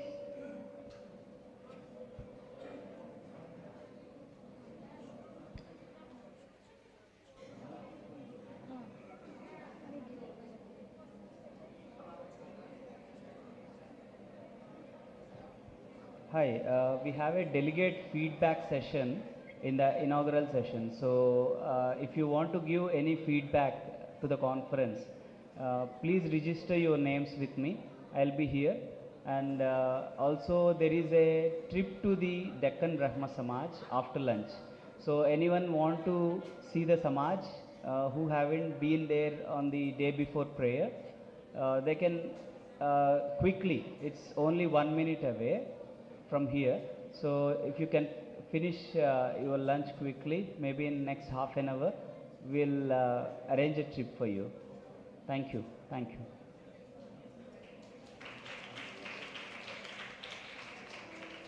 So now it's time for lunch. So I request everyone to assemble in the ground floor.